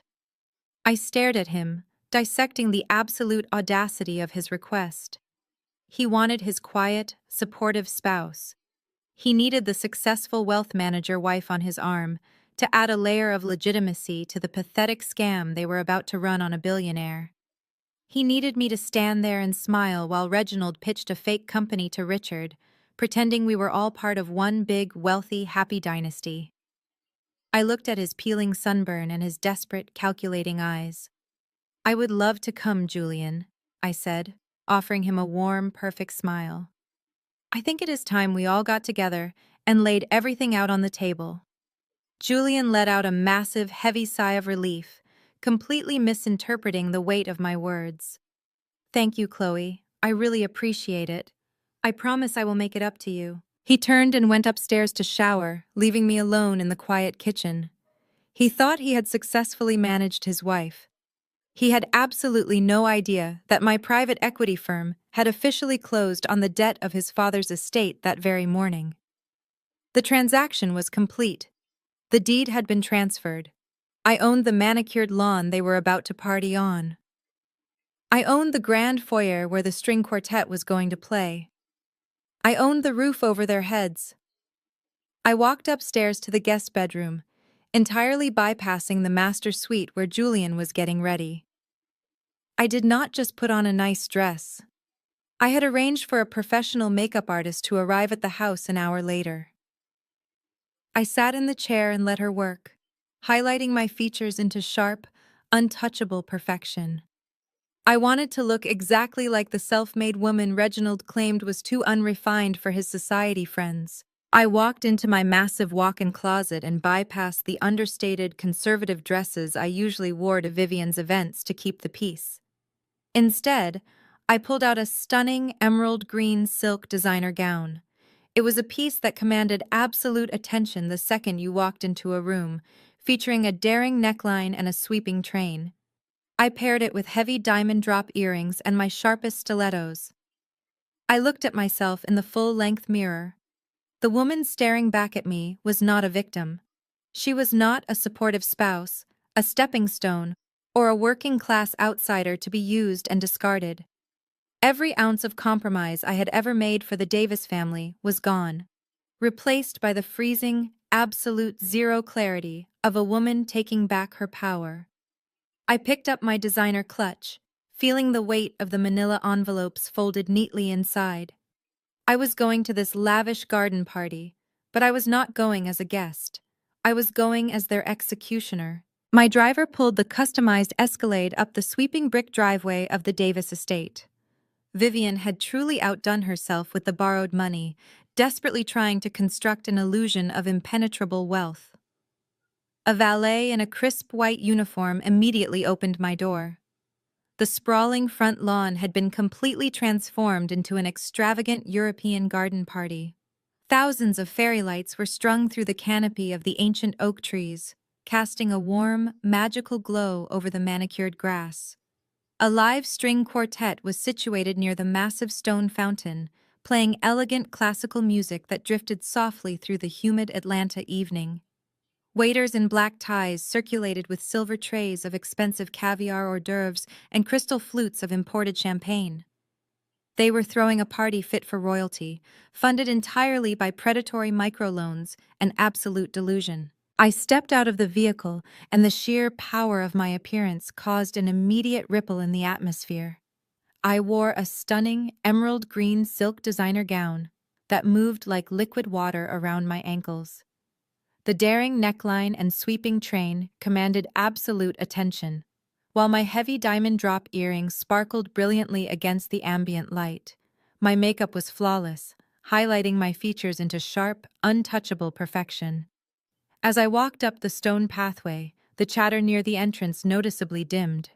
Vivian was standing near the heavy oak front doors, aggressively networking with the president of her country club. When she turned and saw me, her fake welcoming smile completely froze on her face. She looked at my silk gown, then down at my designer stilettos, and I could see the immediate flash of deep insecurity in her eyes. I did not look like the working-class outsider she so desperately wanted me to be. I did not look like a woman who could be easily intimidated or brushed aside. I looked exactly like the woman who legally owned the ground she was currently standing on. I floated past my mother-in-law with a polite, icy nod and made my way to the backyard patio where the main bar was set up. Julian rushed over to me almost immediately. He looked incredibly nervous, his eyes darting frantically around the crowd to ensure no one was watching us too closely. He handed me a glass of champagne, his hand trembling slightly. "You look absolutely stunning, Chloe," Julian whispered, trying to force a tone of loving affection into his voice. "Thank you for coming. It means everything to me." "Thank you, Julian," I replied smoothly, taking a slow sip of the crisp champagne. "You have wonderful taste in everything but honesty." Julian swallowed hard, the muscles in his jaw ticking, but he said absolutely nothing. He was too terrified to engage in a real conversation. He quickly excused himself, claiming he needed to go fetch a drink for one of his father's former law partners. I watched him scurry away, a pathetic man entirely consumed by the heavy weight of his own fraudulent existence.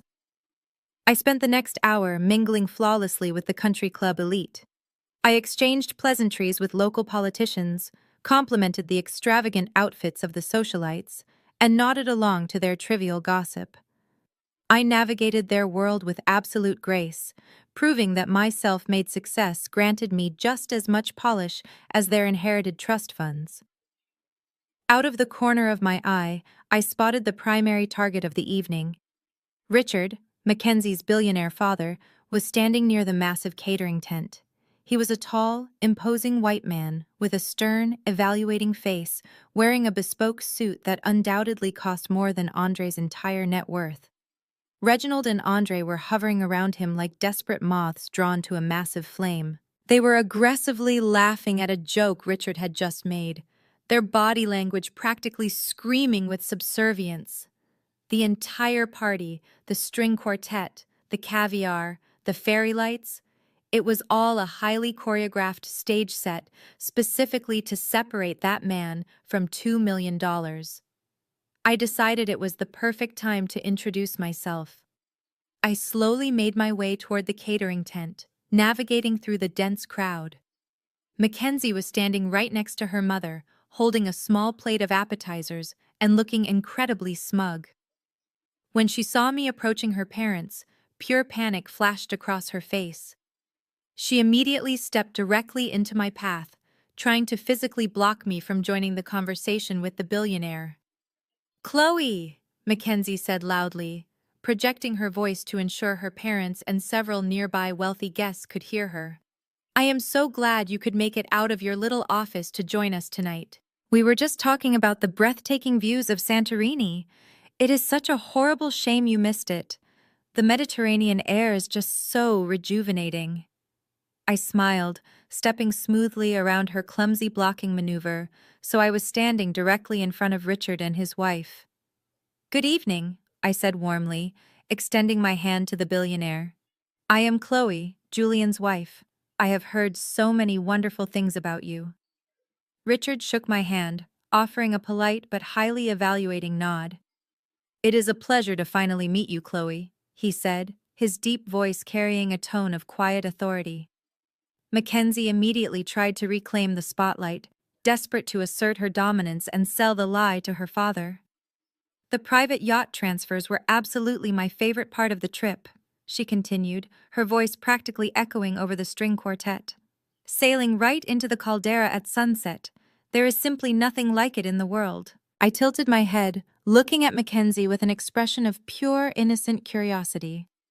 "That sounds absolutely magical, Mackenzie," I said softly, keeping my tone light and conversational. "I have always wanted to study the architecture there. Did you guys spend more time in Fira or Oya? Because I know the logistical layout of those specific ports can be quite tricky for those massive luxury yachts."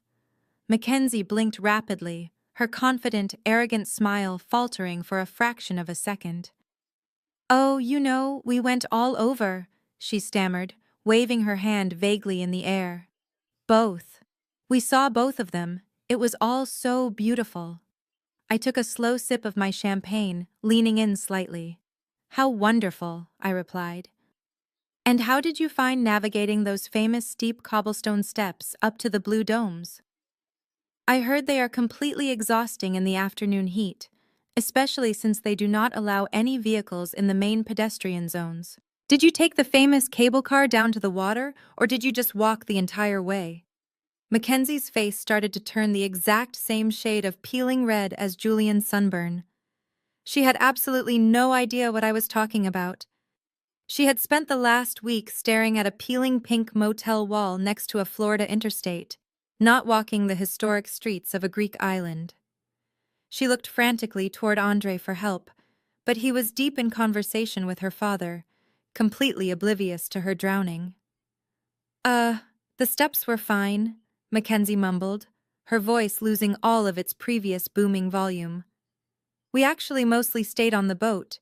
We had such a great view from the top deck. We did not really need to go inland much. You stayed on the boat? I asked, raising my eyebrows in perfectly feigned surprise. But Mackenzie, you just posted a lovely photo this morning of yourself standing right against the white railings of the island, with the sea directly behind you. You must have walked all the way up to the highest point of the cliff to get that specific angle. It is famous for the volcanic stone walls. Did you notice the distinct texture of the pumice rock up there? Richard turned to look at his daughter, his thick eyebrows knitting together in slight confusion. You did mention you hiked to the top of the village, Mackenzie, Richard said, his tone shifting from polite to slightly interrogative. Mackenzie was actively sweating now. Her eyes darted wildly from her father to me, completely trapped in the suffocating web of her own fabricated social media posts. The confident, arrogant trust fund princess was entirely gone, replaced by a stuttering, cornered fraud who could not even keep her own lies straight. Well, yes, we hiked a little bit, she stuttered, gripping her crystal champagne flute so tightly her knuckles turned completely white. I mean, it is all a bit of a blur. We drank a lot of wine. I offered her a sympathetic, highly condescending smile, the exact kind she loved to use on me at every family gathering. Of course, I said smoothly. I am sure it was a trip you will never, ever forget. I turned back to Richard to change the subject and let Mackenzie sweat in her own humiliation. But before I could speak another word, a sharp, repetitive clinking sound rang out across the manicured lawn. I turned my head toward the grand stone staircase leading up to the main terrace of the house. Reginald was standing proudly on the highest step, holding a silver spoon against his crystal champagne flute. The live string quartet immediately stopped playing. The loud chatter of the country club elite quickly faded into a hushed, expectant silence. Reginald adjusted his crisp linen suit jacket, looking out over the massive crowd with the absolute arrogant authority of a man who truly believed he owned the world. He was preparing to give his grand speech, to formally announce his fraudulent legacy, and to begin the desperate pitch that would supposedly save his bankrupt family from total ruin. I tightened my grip on my designer clutch, feeling the sharp, heavy edges of the manila envelopes pressing securely against my palm. The trap had been perfectly laid. The audience was completely captive. It was time. The sharp, repetitive clinking of silver against crystal cut through the warm evening air, instantly silencing the lively chatter of the country club elite.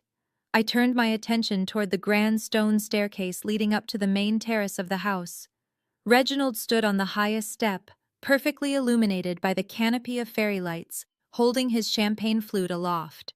He looked down at the massive crowd with the absolute, arrogant authority of a man who truly believed he was the undisputed king of his domain. He adjusted his crisp linen suit jacket, his chest puffed out, preparing to deliver the performance of his life.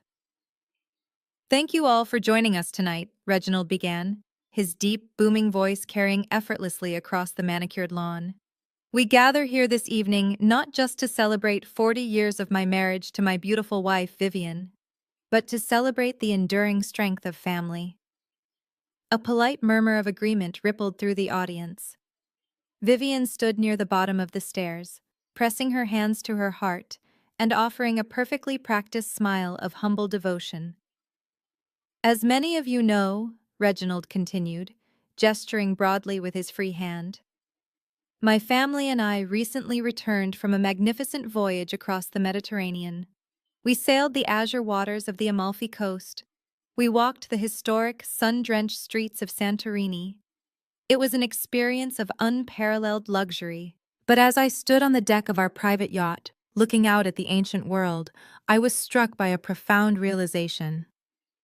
True wealth is not measured by the stamps in our passports or the tailored suits we wear. True wealth is measured by legacy. It is measured by the unbreakable bond of our bloodline and the generational foundation we leave behind for our children. I watched Reginald seamlessly pivot his gaze directly toward Richard, Mackenzie's billionaire father, who was standing near the front of the crowd. Reginald was casting his line, baiting the hook with the exact buzzwords a man of old money wanted to hear. Legacy, generational foundation, bloodline. For decades, this historic estate has been the crown jewel of the Davis family, Reginald proclaimed, his voice swelling with theatrical emotion. It has been a fortress of our values, a symbol of our standing in this wonderful community. But a true patriarch knows when it is time to pass the torch. He knows when it is time to elevate the next generation so they can continue the aristocratic lineage. Reginald paused for dramatic effect, extending his arm toward his younger son. Andre, Mackenzie, please come up here and join me. Andre puffed out his chest, grabbing Mackenzie by the hand. They practically sprinted up the stone steps, beaming with greedy anticipation. Mackenzie looked down at her parents in the crowd, making sure they were watching her triumphant moment. Tonight, in front of our most esteemed friends and family, Reginald announced, his voice echoing over the silent lawn, I am officially passing the torch. I am transferring the deed of this magnificent historic estate to Andre and Mackenzie. This house is now yours. May you fill it with children. May you grow your new technology enterprise within its walls, and may you continue to uphold the prestigious standard of the Davis family name. The crowd erupted into enthusiastic applause. The country club socialites clapped politely, whispering to each other about Reginald's incredible generosity. Richard nodded approvingly, clearly impressed by the grand gesture of transferring such a massive, valuable asset to the young couple. It was the ultimate display of financial stability. I shifted my gaze to Julian. He was standing near the edge of the patio, completely isolated. He looked physically ill. His face was pale beneath his peeling sunburn, and he was sweating profusely. He was clapping his hands together, forcing a rigid, agonizing smile, but his eyes were wide with terror. He knew his father was completely bankrupt. He knew this entire speech was a desperate, fabricated lie designed to scam Richard out of a $2 million investment. He knew the house was in default, but he was too much of a coward to stop it. As the applause reached its peak and began to naturally die down, I took a deep breath. I smoothed the front of my emerald green silk gown and stepped forward. I picked up a silver spoon from a nearby catering table and tapped it sharply against my own crystal champagne flute. The sound was bright, piercing, and impossible to ignore. The applause immediately stopped. Hundreds of heads turned in my direction. Reginald's triumphant smile faltered as he looked down at me from the top of the stairs, his eyes flashing with sudden defensive anger. "Excuse me," I said, projecting my voice clearly and confidently across the lawn. My voice did not shake. It carried the smooth, commanding cadence of a woman who was absolutely certain of her own power. I am so sorry to interrupt such a beautiful moment, but as Julian's wife, I feel it is only right that I say a few words to commemorate this truly unforgettable family trip. Reginald gripped the stone railing of the staircase, his knuckles turning white. "Chloe," he warned, his voice dropping into a low, threatening register intended only for me, but the microphone stand Vivian had set up nearby picked up the harsh edge of his tone. "This is not the time." "Oh, I think it is the perfect time, Reginald," I replied cheerfully. I turned to the hired audiovisual technician standing near the massive outdoor projector screen Vivian had rented. Vivian had planned to play a curated slideshow of their highly edited vacation photos after the toast. Earlier in the evening, I had quietly handed the technician a sleek silver flash drive, slipping him a crisp $100 bill and telling him it was a surprise presentation I had put together for my in-laws. I gave the technician a brief nod. "Hit the lights, please." The bright fairy lights strung through the oak trees instantly dimmed. The massive white projector screen hummed to life, illuminating the backyard with a stark, glowing rectangle. I stepped up to the microphone stand and pulled it from its cradle, holding it comfortably in my hand. "Let us take a look at this magnificent Mediterranean voyage, shall we?" I asked the crowd. I pressed the button on the remote the technician had handed me. The first image flashed onto the massive screen. It was the heavily cropped photo Vivian had posted to her Instagram account. The picture showed her smiling brightly in her oversized sun hat, the caption reading "Day 1 at sea," soaking in the majestic Mediterranean sun. "It looks incredibly relaxing, Vivian," I narrated, my voice echoing through the speakers. "The Mediterranean sun truly does wonders for the skin. But unfortunately, the framing of this photo leaves out some of the most charming local scenery." I clicked the remote again. The screen transitioned instantly to the unedited, fully zoomed-out version of the exact same photograph. A collective, sharp gasp ripped through the crowd. There, blown up to 10 feet tall for the entire Atlanta elite to see, was the peeling pink paint of the Starlight Motor Inn. The murky, kidney-shaped highway pool was prominently displayed in the background. And reflected perfectly in the dark lenses of Vivian's oversized sunglasses was the glowing, burnt-out neon sign of the 24-hour discount gas station. Vivian let out a strangled shriek, dropping her crystal champagne flute onto the stone patio. It shattered into a dozen pieces, the sound ringing out like a gunshot in the dead silence of the garden. "And here we have Mackenzie," I continued smoothly, clicking the remote to bring up the next slide. Mackenzie's face went completely white as her beautiful, supposedly Greek island photo appeared on the screen. She wrote that she was Santorini-bound. "It is a stunning picture, truly. But as a wealth manager, I always tell my clients that the devil is in the details, or in this case, the metadata." I clicked the remote and the screen split in half. On the left side was Mackenzie's photo. On the right side, a high-definition digital map appeared, displaying the extracted EXIF data, the exact GPS coordinates, and a massive red pin dropped directly onto Interstate 95 in Miami, Florida. The text on the screen clearly read, "Image captured at Starlight Motor Inn, room 112. The silence on the lawn was no longer just shocked. It was electric. The country club socialites began whispering frantically to one another, pointing at the screen. Richard took a step away from Andre, his expression hardening into a mask of absolute terrifying fury.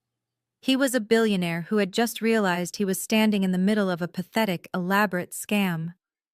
"They did not go to Greece," I announced, my voice cutting through the rising murmurs with surgical precision. "They did not rent private yachts in the Amalfi Coast. They were banned from the cruise ship because they could not afford it. They spent the last 7 days hiding in a roach-infested, 2-star highway motel in Miami, desperately editing old photos to trick all of you into believing they were still relevant." I clicked the remote again. The screen flashed to the photo of Julian's steak dinner, perfectly paired with the Google Street View of the cheap chain restaurant located just across the highway from their motel. Even the captain's table was nothing more than a $20 ribeye at a roadside diner, I noted dryly. "Turn it off!" Reginald roared. He was completely unhinged now, his face turning a vibrant, dangerous shade of purple. He charged down the stone staircase, pointing a trembling finger at the audio-visual technician. "Turn that machine off right now. She is lying. She fabricated all of this because she is a jealous, spiteful outsider." I did not flinch. I stood my ground, looking directly into Reginald's panicked, furious eyes. "I am not lying, Reginald," I said calmly into the microphone. "And I am not finished. You just stood up here and promised to transfer the deed of this magnificent historic estate to your son. You told this crowd you were passing down your generational wealth. Let us take a look at that wealth, shall we? I pressed the button on the remote one final time. The fake vacation photos vanished from the massive projector screen. In their place, a stark, black and white legal document appeared. The font was large, crisp, and impossible to misinterpret. The bold heading at the top of the page read, "Notice of Default and Foreclosure Sale." The garden party completely erupted. The collective gasp from the country club elite turned into a frantic, buzzing frenzy of panicked whispers. Vivian clutched her chest as if she had just been physically struck, her knees buckling slightly. She leaned heavily against a catering table covered in expensive caviar, her sheer resort gown tangling around her legs, her perfectly curated world crumbling into dust. Reginald was frozen on the highest stone step, his mouth opening and closing silently. He had absolutely no counterattack. The massive black and white document glaring from the projector screen was completely undeniable. The official seal of the bank and the bold, dark stamp of the foreclosure court were visible for every single one of his prestigious friends to read. I did not look at Vivian. I did not look at Reginald. I turned my attention entirely to the man this entire elaborate, desperate scam had been built for. I locked eyes with Richard. He was no longer smiling. His stern, evaluating face had turned to absolute stone. I know you flew all the way to Atlanta, expecting to hear a groundbreaking pitch for a new technology platform, I said, my voice echoing clearly over the microphone. My tone was purely professional, the exact cadence I used when delivering a severe risk assessment to my top-tier clients. But I believe a wise investor should always have full transparency regarding the people he is doing business with. The company Andre is running, Apex Innovations, is nothing more than a hollow shell. It has no proprietary technology, no active clients, and hundreds of thousands of dollars in vendor debt. Andre is completely bankrupt. And the so-called aristocratic lineage Reginald was just bragging about? It does not exist. I gestured gracefully up toward the massive stone facade of the house. Reginald Davis has spent the last decade secretly draining his pension and maxing out his credit to maintain the illusion of generational wealth, I continued, ensuring every word rang out perfectly across the silent lawn. This historic estate has been in active default for over 6 months. He is flat broke. He threw this extravagant party with predatory microloans specifically to lure you into a false sense of security, Richard. The plan was to beg you for a $2 million bailout to save Andre's fake company, and then Reginald was going to quietly skim from that investment to save his own sinking ship. A murmur of sheer horror swept through the crowd. The Atlanta elite, people who had spent decades kissing Vivian's cheek and seeking Reginald's favor, began physically backing away from the patio. In their exclusive world, being cruel was often overlooked, but being broke and exposed as a fraud was an unforgivable sin. It was as if poverty were a contagious disease they were terrified of catching.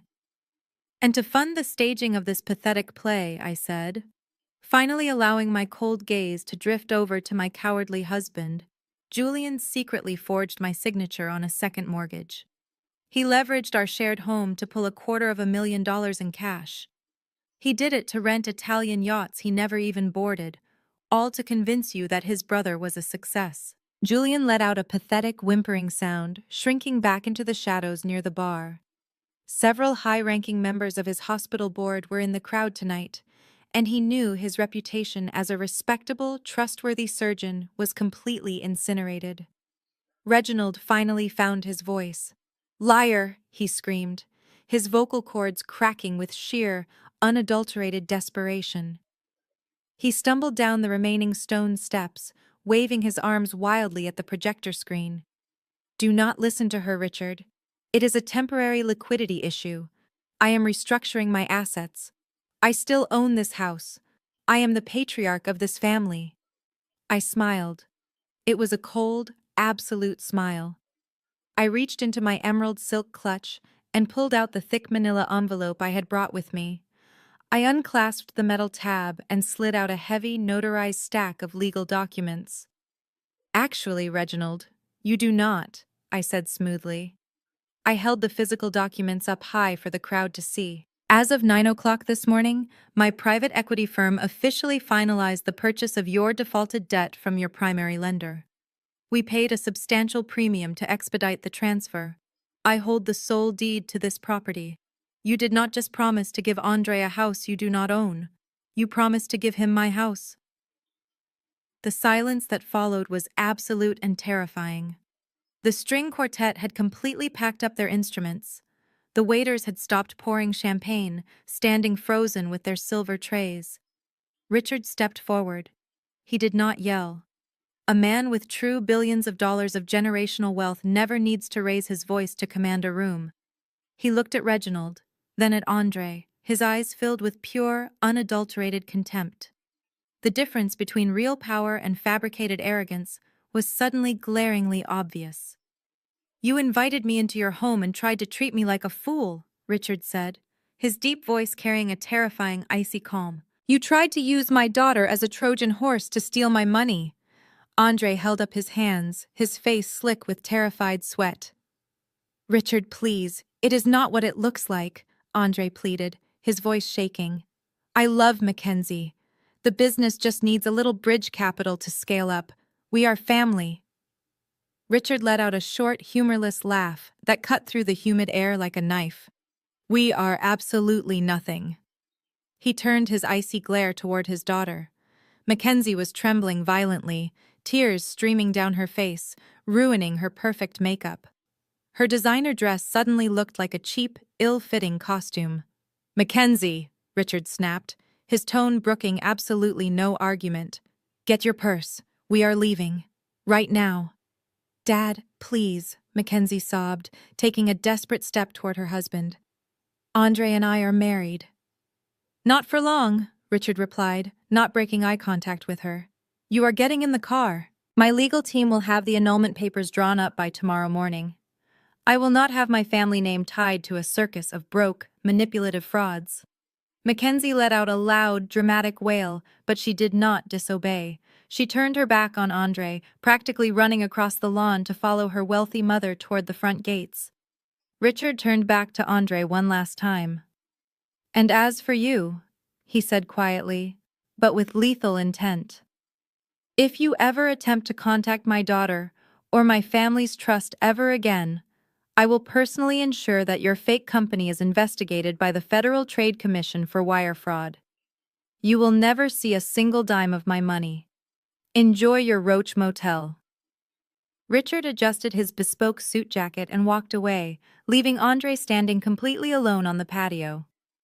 The billionaire's departure was the final signal. The massive crowd of country club elite immediately began moving toward the exits, abandoning the lavish garden party in droves, leaving the Davis family to choke on the ashes of their own ruined legacy. The mass exodus of the Atlanta high society was a spectacle of pure, unadulterated cowardice. The moment Richard and his wife disappeared through the front gates, the rest of the country club elite scrambled to follow them. Nobody wanted to be the last person standing on the sinking ship of the Davis family. The live string quartet packed up their instruments with frantic speed, rushing out the side gate without even asking for their final payment. Wealthy socialites abandoned their crystal champagne flutes on the stone ledges, hiking up their expensive gowns to speed walk toward the valet stand. Within 10 minutes, the lavish fairy light illuminated lawn was completely empty, save for the caterers quietly packing away the untouched caviar and the shattered remnants of the family I used to belong to. Vivian had collapsed into a white wicker lawn chair near the patio. She was hyperventilating, her chest heaving as she pulled frantically at the high collar of her sheer resort gown. She was staring blankly at the massive projector screen, which was still brightly displaying the stark black and white foreclosure notice. Her entire identity, meticulously built over 40 years on a foundation of perceived superiority and country club gossip, had been completely vaporized in less than 20 minutes. Julian suddenly broke away from the shadows of the outdoor bar. He rushed across the manicured grass and practically threw himself at my feet. He dropped heavily to his knees, not caring that the damp soil was instantly ruining the knees of his expensive tailored suit. "Chloe, please," Julian begged, his voice cracking into a pathetic, high-pitched sob. He reached out to grab my hands, but I took a deliberate step back, forcing him to grasp at empty air. "You have to listen to me. I did not want to do it. My father made me. He manipulated me. He told me it was the only way to save the family legacy, and he promised he would pay the second mortgage back before you ever found out. I love you, Chloe. I swear I love you. You are my wife. We can fix this." I looked down at the man I had spent 5 years of my life supporting. I did not raise my voice. I did not feel an ounce of pity or sorrow. I felt nothing but the clean, absolute precision of a surgeon removing a malignant tumor. "You do not love me, Julian," I said softly, my voice perfectly steady. "You loved the financial security I provided. You loved having a successful woman on your arm to make you look like a modern, supportive husband. But the moment your father demanded you sacrifice me on the altar of his ego, you gladly handed him the knife." I reached into my emerald silk clutch and pulled out the second thick manila envelope I had brought with me. I held it out. Julian looked at it as if it were a venomous snake, his hands shaking too violently to take it. I simply dropped it onto the grass right in front of his knees. "Those are your divorce papers," I explained, looking down at his tear-streaked face. "My legal team has heavily documented your wire fraud, your forged signatures, and your unauthorized depletion of our joint savings account. Because you committed a felony against your own spouse, the asset division is entirely in my favor. Included in that envelope is an emergency injunction signed by a judge this afternoon. It completely freezes all of your access to my financial accounts. It also legally removes you from the deed of our shared home and orders you to vacate the premises immediately. You are not sleeping in my house tonight, Julian. You are not sleeping there ever again." Julian let out a hollow, devastated gasp, burying his face in his hands as he kneeled on the lawn. Reginald, who had been standing frozen near the bottom of the stone staircase, suddenly seemed to snap out of his state of shock. The sight of his golden child weeping on the grass briefly reignited the last dying embers of his patriarchal arrogance. He marched toward me, his face still flushed a dangerous shade of purple, pointing a trembling finger right at my face. "You vicious, ungrateful woman," Reginald spat, trying to summon the booming courtroom voice that had completely abandoned him. "How dare you come into my home and do this to my son? I do not care what kind of predatory banking tricks your little firm pulled. I am Reginald Davis. I am a retired judge of the Superior Court. You are trespassing. Get off my lawn right now before I call the police and have you dragged out of here in handcuffs." I let out a soft, genuine laugh. The sound floated over the quiet garden, light and entirely unbothered. I reached into my clutch one final time and pulled out a single, neatly folded sheet of legal paper. I held it out to him. Reginald snatched it from my hand, his eyes scanning the bold text at the top of the page. "It is not your lawn anymore, Reginald," I said, offering him a bright, perfect smile. "That is a 30-day notice of eviction, legally served to you on behalf of my private equity firm, the sole owners of this property. You and Vivian have exactly 1 month to pack up whatever cheap, heavily financed designer clothes you have left and vacate the premises." Reginald stared at the paper, his jaw working silently, completely unable to process the absolute finality of his ruin. "And I strongly suggest you do not delay," I added cheerfully, turning my back on him and walking slowly toward the front gates where my customized Escalade was waiting. "Because I have already filed the municipal permits for this property. The bulldozers are scheduled to arrive on the 31st. I am leveling this entire historic estate to the ground and turning it into a luxury commercial parking garage. Have a wonderful evening, Reginald." 6 months later, the warm, salty air of the Aegean Sea was exactly as rejuvenating as Mackenzie had always pretended it was. I was standing on the pristine teak wood sundeck of a massive, private chartered yacht, sailing smoothly through the crystal-clear, sapphire waters of the Mediterranean. The Greek island of Santorini loomed beautifully in the distance, its famous white buildings cascading down the volcanic cliffs like a dusting of snow against the bright blue sky. I was not hiding in a cheap highway motel using artificial intelligence filters to fake my reality. I was living it. I walked over to the shaded lounge area where 20 of my top-tier female clients were gathered. I had organized this week-long luxury wellness and wealth retreat specifically for women who had built their own empires. We spent our mornings doing guided yoga on the deck, our afternoons touring private vineyards along the coast, and our evenings discussing aggressive investment strategies and financial independence over plates of fresh seafood. It was a celebration of self-made success, surrounded by women who understood the value of hard work and unshakable boundaries.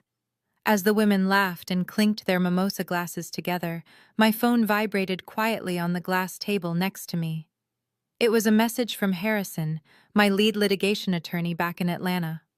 I picked up the phone and opened the secure encrypted email. The legal dust from the grand explosion I had set off 6 months ago had finally, permanently settled. Harrison was simply sending me the final status updates to close out the files. The divorce between Andre and Mackenzie had been finalized in record time. Richard's expensive legal team had utterly crushed Andre in court. The marriage was completely annulled, and Andre walked away with absolutely nothing. True to his word, Richard had also triggered a Federal Trade Commission investigation into Apex Innovations. Andre was currently drowning in legal fees, facing potential criminal charges for wire fraud and soliciting investments under false pretenses. Mackenzie had retreated to her family's compound in Connecticut, scrubbing every trace of the Davis family from her social media and pretending her brief, disastrous marriage had never happened. Julian's fate was equally pathetic. Without my income to support his exorbitant lifestyle, and with his bank accounts frozen during the divorce proceedings, his entire facade had collapsed. The hospital board caught wind of the financial fraud allegations, and while they could not legally fire him without a conviction, they strongly encouraged him to take an indefinite leave of absence to protect their public relations. According to Harrison's private investigator, Julian was currently living in a cramped, outdated one-bedroom apartment on the extreme industrial outskirts of Atlanta. But he was not living there alone. Reginald and Vivian had failed to secure any new loans to save themselves. When the 30-day eviction period expired, they were forced to pack their remaining belongings into garbage bags and move into Julian's tiny apartment. The great patriarch of the Davis family was now sleeping on a cheap futon in his son's living room. Their reputation in the Atlanta social scene was completely incinerated. Vivian's country club membership was formally revoked for non-payment, and her former high society friends treated her like an absolute pariah. Whenever Reginald or Vivian tried to call their old acquaintances to ask for favors, their numbers were instantly sent to voicemail. And true to my word, on the 31st of the month, the bulldozers had rolled up the sweeping brick driveway of the Buckhead estate. The manicured lawns, the stone patio where Vivian hosted her fake welcome home party, and the grand mahogany dining room where Reginald had violently crossed my name off the cruise itinerary were all completely demolished. The legacy he prized above all else was reduced to a pile of rubble and dust, swept away to make room for concrete. I locked my phone and slipped it into the pocket of my white linen resort trousers. I walked over to the polished silver ice bucket, lifted a chilled bottle of vintage Dom Perignon, and poured myself a fresh glass. I stepped up to the edge of the yacht, resting my hands on the pristine white railing. I looked out at the endless horizon, the bright Mediterranean sun warming my skin, listening to the joyful, empowered laughter of the successful women gathered behind me. I took a slow, deliberate sip of the expensive champagne, feeling a profound, untouchable peace settle deep into my bones. They told me they only wanted family. I completely agreed. I just finally realized I was never part of theirs, and they were never worthy of mine. The greatest lesson from this story is that your worth is never defined by people who are committed to misunderstanding you. Chloe's journey proves that setting boundaries is not an act of cruelty, but an act of necessary self-preservation. When toxic family members demand unconditional loyalty while offering only conditional disrespect, you must protect your peace and your assets. Financial independence is the absolute ultimate shield against manipulation. Never allow anyone to diminish your hard-earned success to inflate their fragile ego. True family is built on mutual respect and honesty, not bloodlines, forced proximity, or the illusion of generational wealth. If you have ever had to walk away from toxic relatives to protect your own peace, let me know your story in the comments below, and do not forget to like and subscribe.